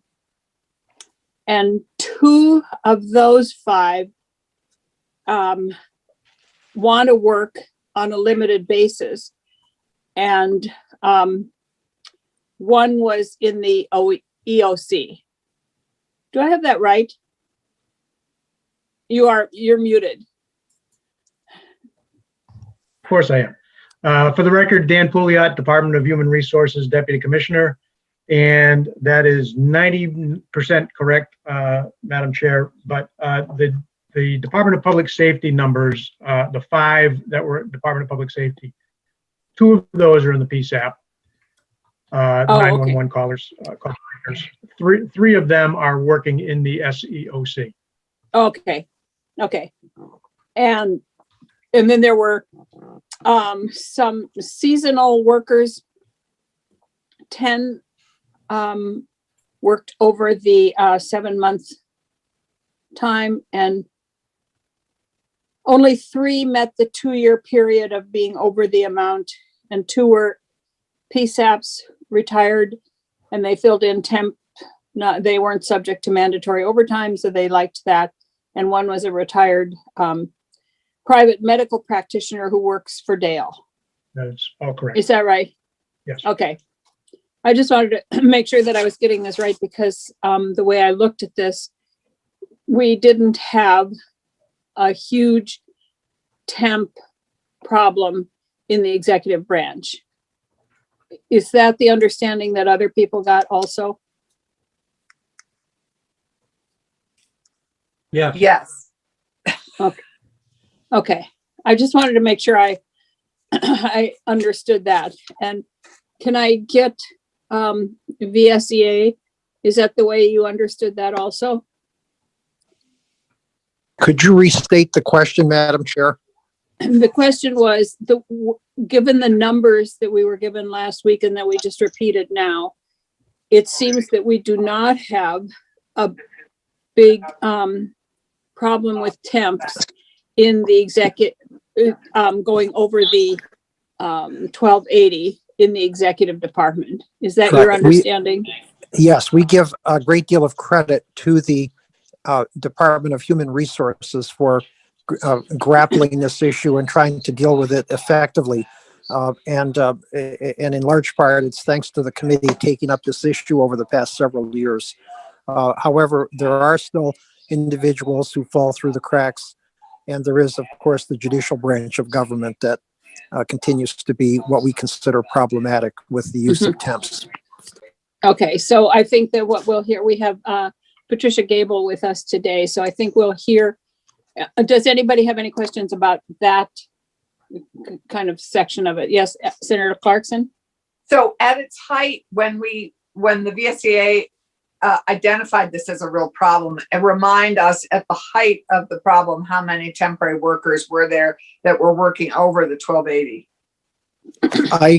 I do not have that committed to memory. I would defer to HR, since I think they've tracked it fairly closely over the last several years. I mean, and we've been addressing this as an issue for the last few years. I know, but I just would Yeah. love to get the scale of the improvement so that we can Oh, paint a bit, so that we can appreciate the difference. yep. Do you have that, Dan, or can you get that? I do. I do. In the year 2016 calendar year, and these are all calendar year numbers. I don't have an exact number then. I wasn't here, but that number was well north of 100. That went over the 1280. And in the ensuing years, 2017 we brought it down to 75. 2018 down to 46. In 2019, there were 32, 11 of which were seasonals. So when the seasonals got separated from the rest of the temporary employees, that's when we went to the 7-month limit on seasonals. So that left in 2019 just 21 people who had gone over the limit of 1280. This year we bumped up a little bit up to 31, and again that is largely related to the COVID-19 response efforts. But big improvement over 100 though. North of more than 100. Well, right. Senator Pulliam, I see you have your hand up. It's sort of an obvious question in a way, like, how did we do that? How did you reduce the number of temps so dramatically? I mean, if it was so easy to get rid of them or change them, why have them in the first place? So respectfully, Senator Polina, I'm going to say it wasn't that easy. And I would point to the efforts of Amy Pope, who's in the meeting here today. She's the director of classification and position management. Yep. She and her team have done an outstanding job of producing monthly reports to the appointing authorities across the executive branch, highlighting to them those folks who are working at rates that would get them over 1,280 by the end of the year. So we start sending them those reports in March or April. And in conjunction with that, I send out a statewide message to the appointing authorities, reminding them of their statutory requirement to keep temps under 1280, and that there's a 3 VSA 331 that regulates that in statute. And I follow that up with another email to them a little later in the year, April, May, to remind them again. So I think between those two things, between the reminders that I send and more importantly, the monthly data that gets distributed to the appointing authorities, that's highlighted the need for folks to pay attention to it, which I don't think was happening quite as robustly in years prior. I will also point out that as a result of the stipulated agreement with the VSEA following the unfair labor practice in 2016, when we settled that, one of the things we do is we also send that same information, that same list of people and the hours that they're working to the VSEA once a month. I think it's a joint effort, and I do, I'll thank Mr. Aluzzi for pointing out that DHR has done a good job, but this is in conjunction with the VSEA, and I think we've done a great job as a team to make. Great, thanks. Thank you. So let's jump then to the question of temps in the judiciary, and then the other outstanding issue here, I think, around temporary workers is whether or not, how much and whether or not they should be getting some form of benefits, even those who work under the 1280, if they're in more or less permanent jobs. So, Patricia, would you like to talk to us about temps? I know we've had this conversation before, but here we are again. Yes, here we are. So I provided a report to the committees as the legislature requested. And in 2020, we had 3 temporary employees that, and I have to minimize my screen so I can look at my report. Just 1 minute. 3 temporary employees who 2 of them were in support of our NGCMS project. As you know, that's been a multi-year project. And one of them was identified for peak or increased workload. What was the two were in the electronic project? Yeah. And the one? Yes, and so one is a GIL coordinator. Do you want to say what GIL is, just to? Oh, I'm sorry, the guardians ad litem. So we have guardians ad litem who are volunteers, but we have GAL coordinators who help manage the program. Okay, so two of them were there, and then one was where? No, that's one GAL coordinator, and then two are the docket clerks who are hired as backstops for the NGCMS project. And those were our temporaries in 2020 over, the amount that you requested. So you only had three in That's 2020? Yep. Okay. So it seems like you've also addressed the issue. Yes, we believe we have, although our infrastructure for doing this is not the same as the executive branch, we've made a determined effort to make sure that temporary employees are used for the flexibility, the reasons, one would normally hire such employees. And it's very frustrating, I think, for the people who work in the court system that that's the case. For example, we've been asking the legislature for 4 or 5 years now for additional permanent positions for security officers, and we haven't gotten those yet. And so when that happens, we really don't have a choice. I think most people who are familiar with the judiciary know that we're really under-resourced for the current responsibilities that we have, and we need to be nimble and creative and flexible as we try and get our work done. We continue to request additional positions from the appropriations committees, and we'll be delighted if we get some. But in the meantime, we're trying to manage, within the guidelines that have been identified. Senator Clarkson. Thank you, Pat. We all know, we all know, I know you're under-resourced. Would you be kind enough just to share in an ideal world what your fully staffed, you've given us a notion with the security officers that you'd want more of those, but can you give us numbers of across judiciary, how many positions you would want?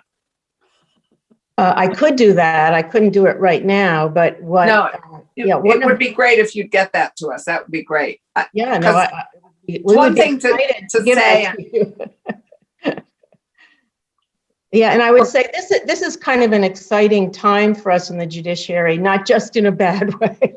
Meaning, notwithstanding the pandemic and our efforts to restart jury trials, technology has enabled us to experiment with new ways to hear cases and manage cases and deliver access to justice.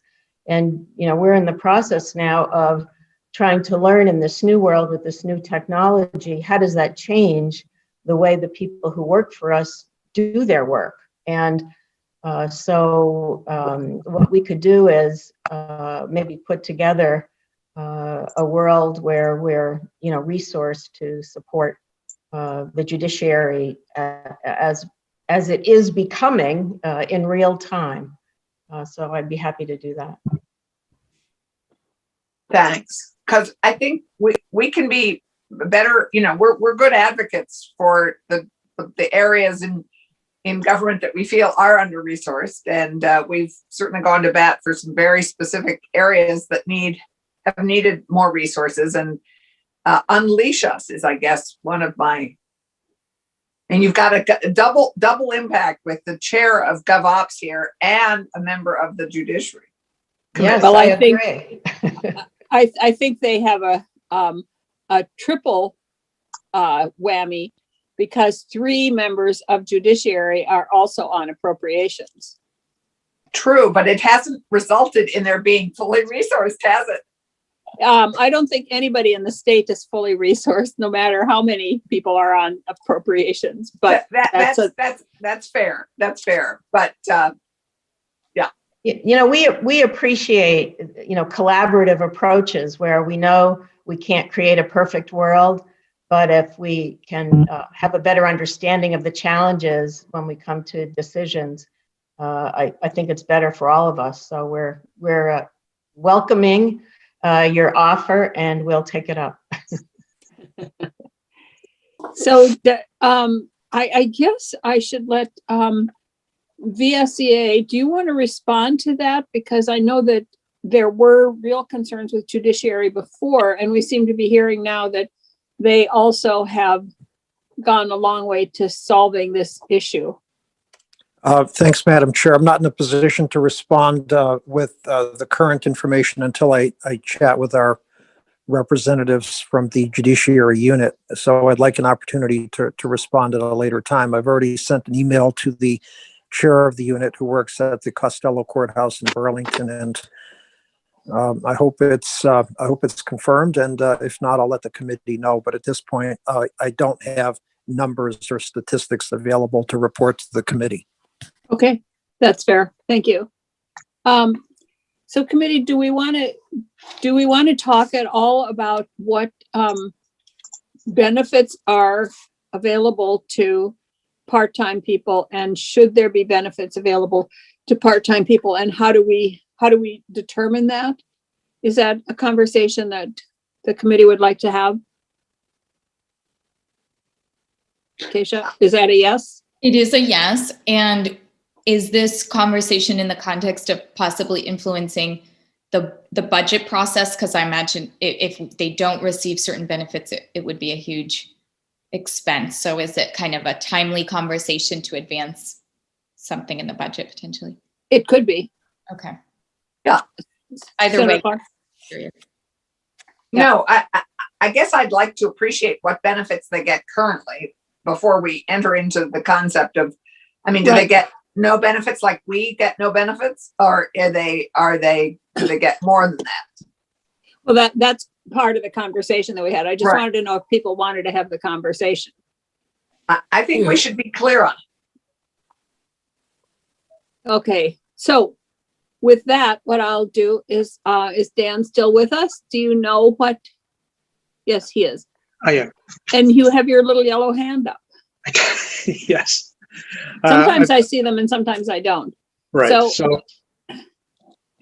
similar to last week, I've had some connectivity problems in the last 10 minutes. So I went to my mobile phone, which doesn't allow me to do video for some reason. In any event, I did send to the committee last night, I think. It might have been this morning, but I think it was last night. A fairly simple spreadsheet that lays out the estimates for what benefits might cost should the benefits that classified employees get today be extended to the 810 temporary employees. Now, we didn't include seasonals because that wasn't discussed last week. But the question last week was, what would it cost for the 810 individuals who don't go over 1,280 hours, but are working, and what would it cost to provide them with benefits? So my good friend and your colleague and my colleague, Harold Schwartz, put together a fairly simple spreadsheet that lays out the potential costs. And I'll start by saying what they do get today, and we didn't mention it last week, but today, per statute, temporaries can earn up to 40 hours of sick leave in a year. And that was as a result of a statute enacted, I believe, not last session, but the session before. And this is on our website now. It's under today's date. Gail has it posted. Okay, I don't have access to it today because I have only my laptop. Only my iPad today. But I will look at it. So when you did it, did you do it on a prorated basis, so that, like, if you're working 25 hours a week, you would pay 3/5. Right. So here's what we did. We assumed the 810 people were all working 20 hours a week, Okay. right? Half-time, essentially. Because, I mean, it would take, a lot of work to figure out what each individual temporary employee might accrue, on a prorated basis. So we essentially did a ballpark for you, which at least gives us a starting point. So we include their annual pay in there. Of course, that's a non-issue because that's already accounted for. But what happens is any employee, be they part-time, full-time, as soon as they hit 1,040 hours, which is half-time, 20 hours a week, they are eligible per statute for full health insurance, full dental insurance. Okay, so even though we say it's prorated for health and dental, the cost would be the same for each of those. The cost to the state would be the same for all of those employees as if they were full-time employees. So that's can you just clarify that, Dan? Did you say that all full-time, half-time employees get full health and dental benefits? The way I would say it is that as soon as an employee hits 20 hours or more average per week, if they're benefits eligible, they're eligible for full coverage, which is full cost to the state. Even though they're only working 20 hours a week, they get covered full health insurance, full dental insurance. But they wouldn't necessarily pay the full employee contribution. They wouldn't. We would. Yeah, we would, but they would pay a portion, a Right. prorated portion of the employee contribution. Is that the way it would work? Right. Yeah. But we would have to pay the full. Yeah, I get it. Yeah, and so those are the two big items. Of course, health insurance is 16 for assuming it's a two-person select care, which is kind of the norm. That's $16,681 per year per person per member, and dental insurance is $744. So those are the big items. Life insurance, the cost of EAP are relatively minor. The retirement contribution, and this is based on the 20 hours per week, the retirement contribution for the state would be $4,450 per employee. And FICA would be $1,591. And those are, of course, based on the hours worked, both those things. Add annual leave to that, at 48 hours of annual leave for a half-time employee, 20 hours a week. And the total cost of benefits would be just north of $20 million for those 810 people. Now, again, if we wanted to go into a much more granular look at this, we'd have to do it kind of employee by employee. How many temporary how many, I guess they're part-time employees. They're not necessarily temporary employees. They're part-time employees. Hey, if you're a part-time temporary, you probably wouldn't sign up for this. But if you're a part-time permanent, it might be attractive. How do we know of how many? So we're basing this on 810 temporary employees, but do we have a category of part-time permanent? Part-time classified, we do. I don't have that number in front of me, and I don't know whether Amy Pope, who's in the meeting, has that either. Amy, is that something you have? Hold on. Yep, this is Amy Pope, the Deputy Director for Classification and Position Management. I have a giant spreadsheet of all executive branch employees right now, and I'm just trying to quickly see if I can find that for you. So while you're doing that, Amy, because what we're looking for is full halftime people, I guess, versus 10 people. So what's the 810 number? I guess I'm a little puzzled by that. That's temporary employees. That what's the total temporary employees currently? I thought we had 31. No, there's 841 temporary employees. 31 of them went over the Oh, right, 1280. 31 went over, right. So there are 821 at the moment? 841. 841. And so, and I just want to remind you that that's exclusive of the seasonal temporary employees. Right. Which we treat differently. There are just north of 500 of those this past year. Thanks. So, yeah, I'd be interested in if we have part-time permanent, and those part-time permanent probably are more interested in benefits. Do we know how many there are of those, Amy? So for classified part-time permanents, I believe that they do get these benefits.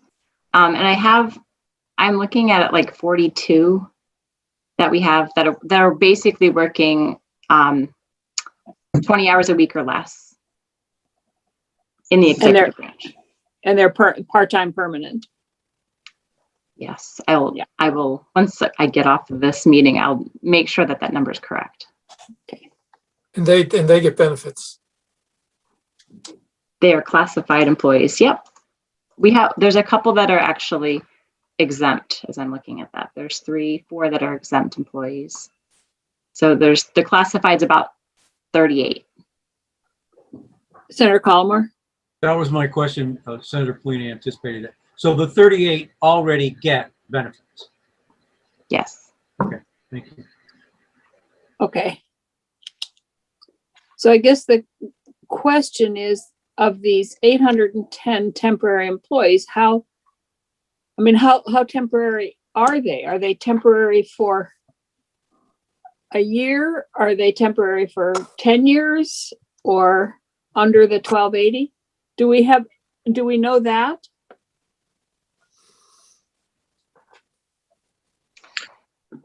I don't have in my fingertips, Madam Chair, the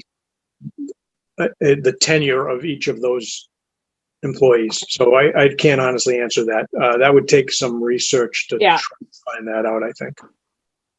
So can I ask VSEA if you had suggestions for solving this issue of temporary benefits for temporary employees?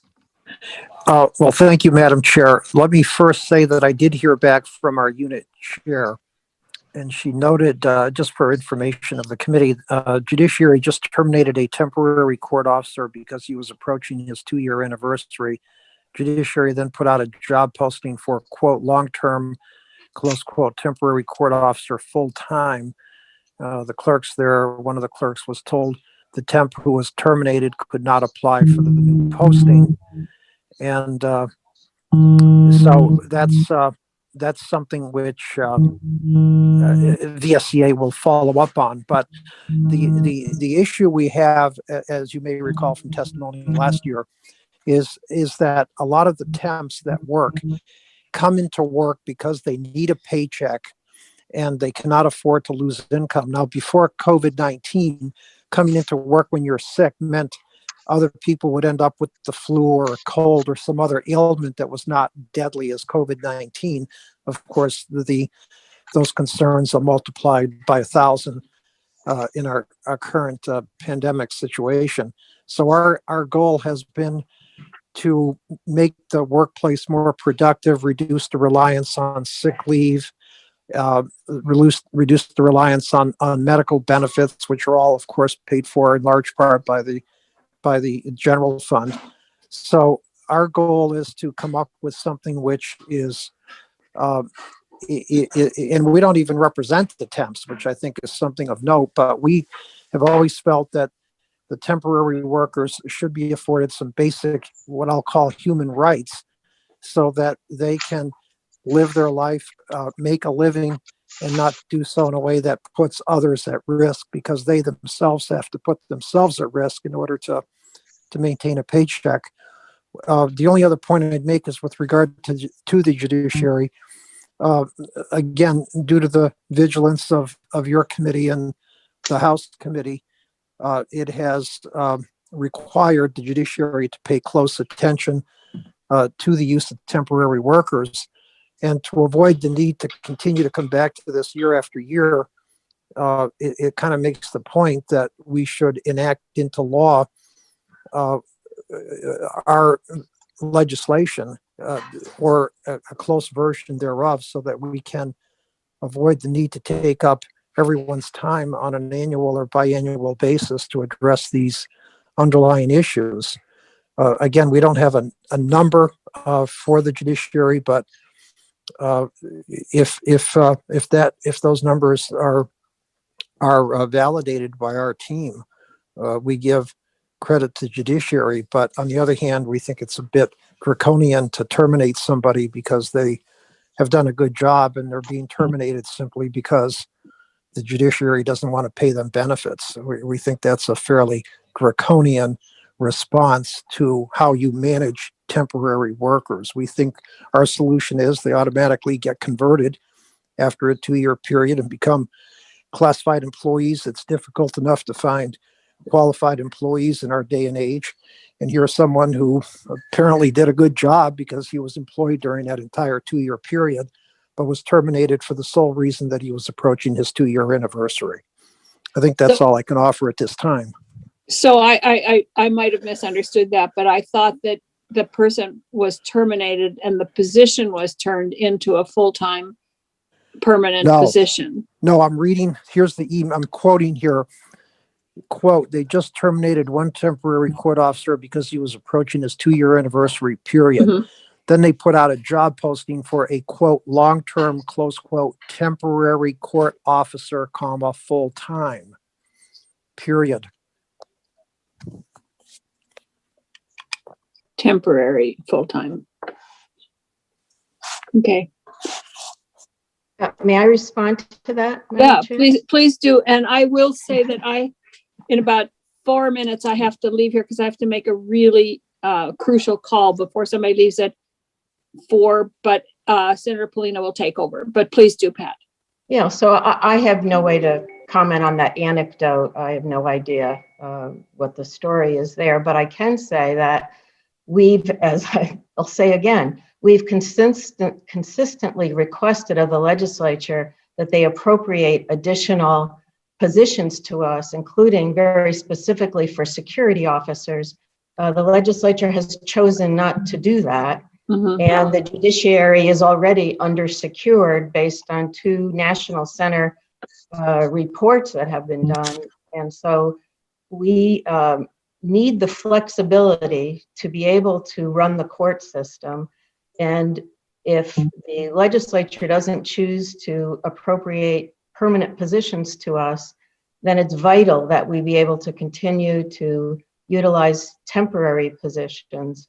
And when there's a grant fund to support it, a limited service position. So that's why I look forward to working in collaboration with your committee to make sure that we don't lose flexibility that's necessary to meet our constitutional requirements, but at the same time, to be more appropriately resourced for the demands that we have. Mhm. Yes, I think this is I think it's a very complicated issue. I don't think it's as straightforward as it might seem on its face, but I am going to leave because I have to make this call before 4 o'clock when somebody leaves her position, and this is a crucial thing. So Anthony, if you could take over and we will come back to this conversation again at another point. So thank you. Sorry. Thank you. Well, it is obviously complicated, and I think part of what we're talking about is maybe letting the legislature know that they have to do one or the other. They have to provide the benefits or provide the needed staff that judiciary needs. I was curious though, and I don't think we should. I honestly don't think that we should carry on this conversation much longer because I think there's a lot of numbers floating around. And I think it would make more sense to come back with something that I didn't see what was emailed out earlier. I think it would make sense to come back another day with sort of a fresh set of figures so we can actually compare apples to apples as opposed to what we're doing right now, which is trying to assimilate a lot of information, a lot of different numbers. But I wanted to ask Vince, just because I think you said you had a piece of legislation. And I know we've had this conversation for years, but I'm trying to remember whether we actually floated a piece of legislation or not. I'm not sure. I'm not really sure. Yes, Mr. Vice Chair, there's legislation which we asked Senator White to introduce on our behalf. We sent her a draft, and I don't, it's probably in the Leg Council hopper.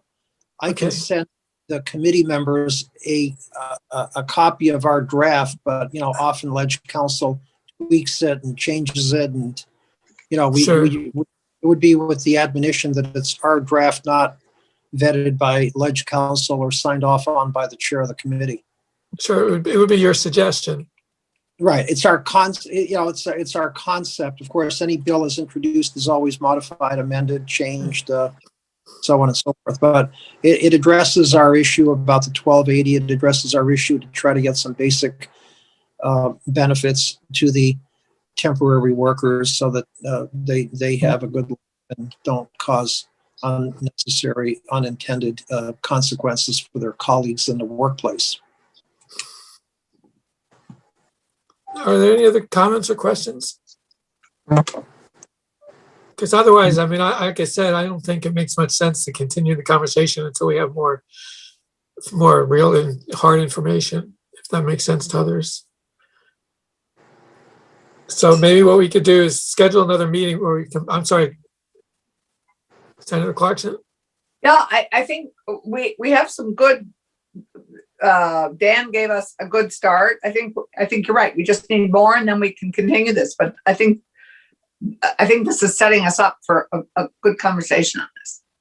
Right. And maybe we'd have the opportunity then to look at the draft bill language as well. Exactly.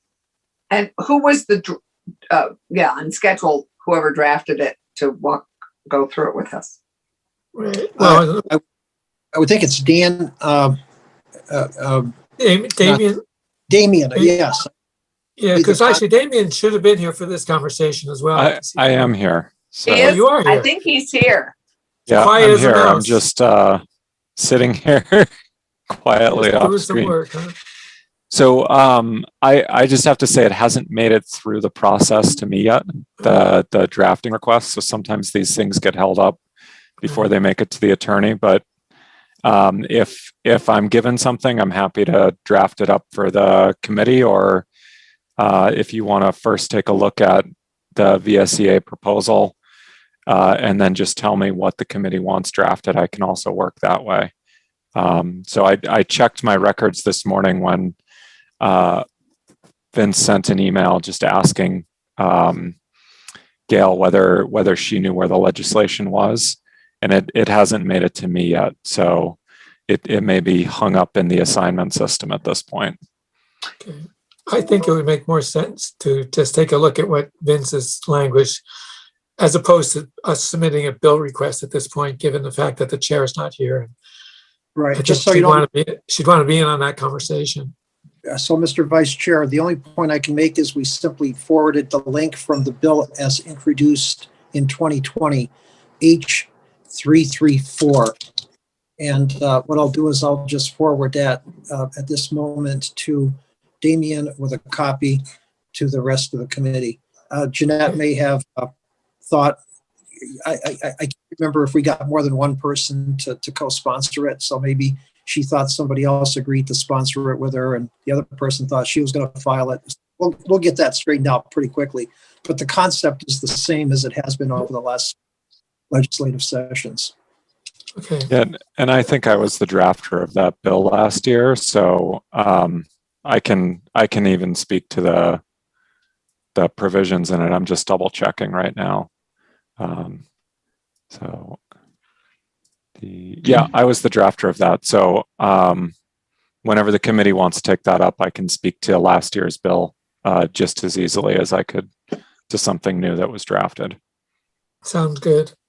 So let's do that. And then we'll come back again and talk about some of the numbers and maybe go through the language of the draft bill to start to put things into context a little bit, because I think this has been good, but there's a lot of things swirling around this. It's more complicated than as always, it's more complicated than we thought when we first set up the meeting. So, Mr. Vice Chair? Yes, Hi, Ms. this is Treasurer. Madam Treasurer. Well, hey, Beth works for me just fine. I'm having a hard time backing into the 4,450 per employee number that HR had. I'm just doing a really rough. But if I take the average pay according to the HR reports is 18.65. I multiply that times 20 hours times 52, and roughly, I don't have the exact number in front of me, it's 0.14% of salary. So that gets me, way less than 44.50. So I think I'd like to be able to look at the numbers as they relate to retirement. And I think it would also be helpful to understand how many people we're talking about, what the universe is, because it's not 821, because some of those folks aren't essentially permanent part-time. They're not coming back year after year. And I think it would be helpful to have some sense of what the universe we're talking about in looking at this, because I'm having trouble backing into the number, and I may be wrong because I'm doing this on my phone calculator. And again, I don't know what the universe is of people that would be potentially eligible. I would say for the record that I believe that retirement, everybody should have a right to retirement, and everyone should have a right to financial well-being in retirement, including legislators, by the way. We'll have to talk about that sometime. But yeah, really. I talk about it all the time. I noticed that, Senator. But I think that having a sense of what is the universe we're talking about, and then taking a look at those cost numbers. And again, I may be wrong, but that was a quick on the calculator. So I think that would be helpful to have. So Beth, what would it take for you to be able to do that before we meet next time? Well, I would need to have the universe. So I guess the number of people that have multiple years of service as a temp, on 2/2, if I got the right date, Vince Aluzzi referenced a person who's been a part-time temp for 22 years in a row. Okay. Clearly that person is someone that you might take a look at. You'd have to eliminate retirees, because retirees come back as temps. And so you'd have to eliminate people that are in the retirement system already getting a benefit. And then you'd have to look and say, how many people are we talking about that are back year to year? And I'm not sure how HR might approach that, but Harold's a pretty bright guy. I think he can figure that out. So that gets you to the universe, and then we can take a look at that. Because if you just multiply it times 821 or whatever number you're talking about, I don't think that works as a reasonable cost estimate. And again, I'm just, if someone wants to do the math, 18.65 times 52 weeks by 20 hours times 0.14, that's a lot less than 44.50, at least on my calculator. But I tend to hit the digits a little fat-fingered on the phone. But if someone wants to do that, I think it's less than that. And again, the universe is going to be smaller. So I think we should have both numbers as we're looking at this. And I can only deal with the retirement number. It's possible that Harold used the healthcare plus retirement number, which is higher. Right. So if I could respond to that, Vice Chair Polina. Sure. So Treasurer Pierce, I'm happy. We'll be happy to take a look at the numbers again. The ask last week was to find a ballpark for if the 810 people who don't go over 1,280 hours were afforded benefits on a prorated basis. The ask was kind of broad brushed, so we took a broad brushed approach at getting the answer. I've no doubt that a more refined and a more detailed approach will yield a different number, probably less. To your point regarding retirees, we do know that, and I say we know this because Harold just pinged me on the side here, but we've got 143 of those temporaries that are state employee retirees, to your point. So the universe would be less than 810, but right now we have no idea what the total universe would be. So we went with just the total number of temps.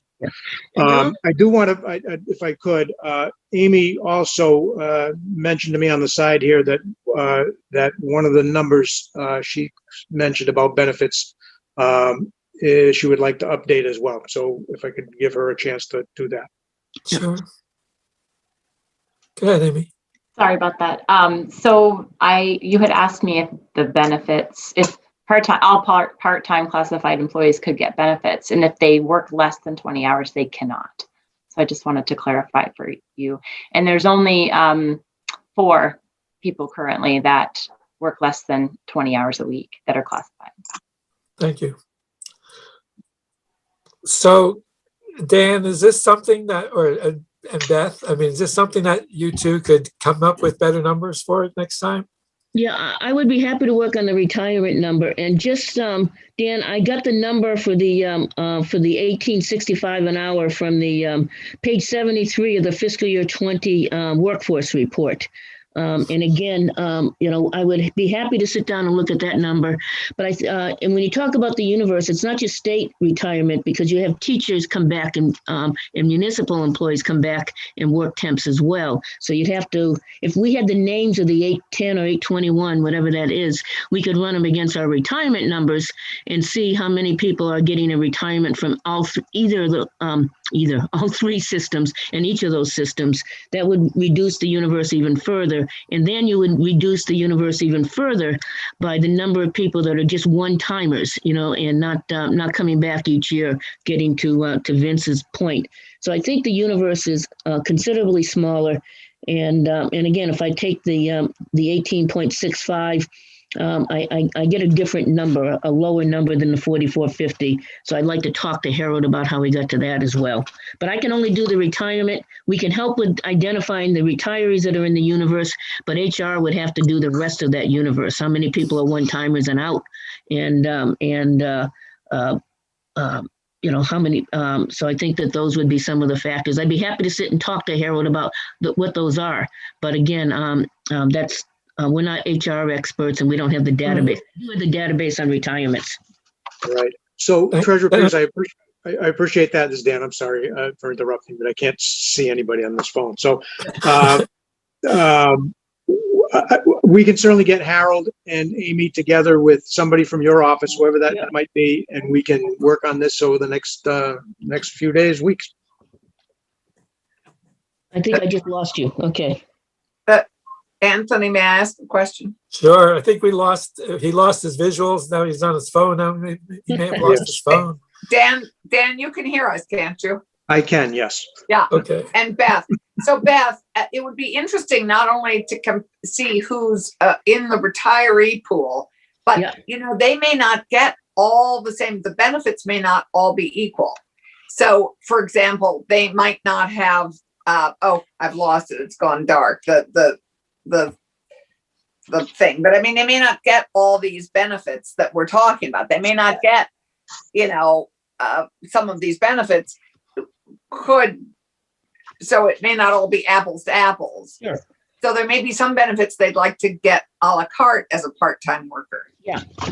I think that you'd have to be careful about mandatory versus voluntary, how we define the eligibility. If hours over time, municipal system has an hourly eligibility, for instance, criteria, and taking out the retirees, because that would be adverse selection. You could be in, then you could be out, and in by circumstances, and that could cause adverse selection in the and impact the funding. So those are some of the considerations. The bottom line for me, and I know that you don't want to go into this testimony right now, but my bottom line is that everyone should have an opportunity for retirement, have an opportunity for financial well-being. And when people say to me, I don't have these benefits, why should the state employees, or why should the teachers, or why should the municipal? And what I say to them is that the bottom line for me is that it's raise all boats. It's not a race to the bottom. And for me, I think that that's something we should try to look at and see to the extent it is feasible. And take a look at the numbers. But I think the first thing is, what are the costs and what is the universe to be able to get to that? Right. So to Senator Polina's, we need more information. Yeah. I think that, I'm sorry, were you, Allison, did you want to say something? No, I agree. I agree with you, Anthony. We need more information, but I think we're off to a good start. And I think it's also good, I don't want to speak for everybody, but it's interesting that the conversation is about how to go about doing it as opposed to whether or not we should do it, which is a nice starting place from my point of view, that we're not arguing about whether these people deserve benefits and deserve the ability to put food on the table and make a decent living. We're talking about how many of them are there and what might it cost us in order to make it happen. So I think that's good, assuming that's where we're at. So I would say then you folks collaborate on coming up with some other numbers. Damien will be ready to go through the bill with us just to get us focused a little bit on what we're talking about. And we can then look at the new set of numbers and see whether it's a question of supporting the temps more than when it comes to judiciary, supporting the temps or allowing them to hire more people, whichever works best for everybody. Okay. So Anthony, can I just make a closing comment? You may. So I just want to make our position clear. We believe the law should automatically, without involving legislators and HR and everybody else, we believe the law should recognize and thank people who have worked as temps for 2 years. Recognize their good efforts on behalf of the state with being converted to a classified position, whether it's full-time or part-time. And also we think that while those 2 years are being worked, they should be entitled to some basic benefits just because it helps work productivity by encouraging them to stay.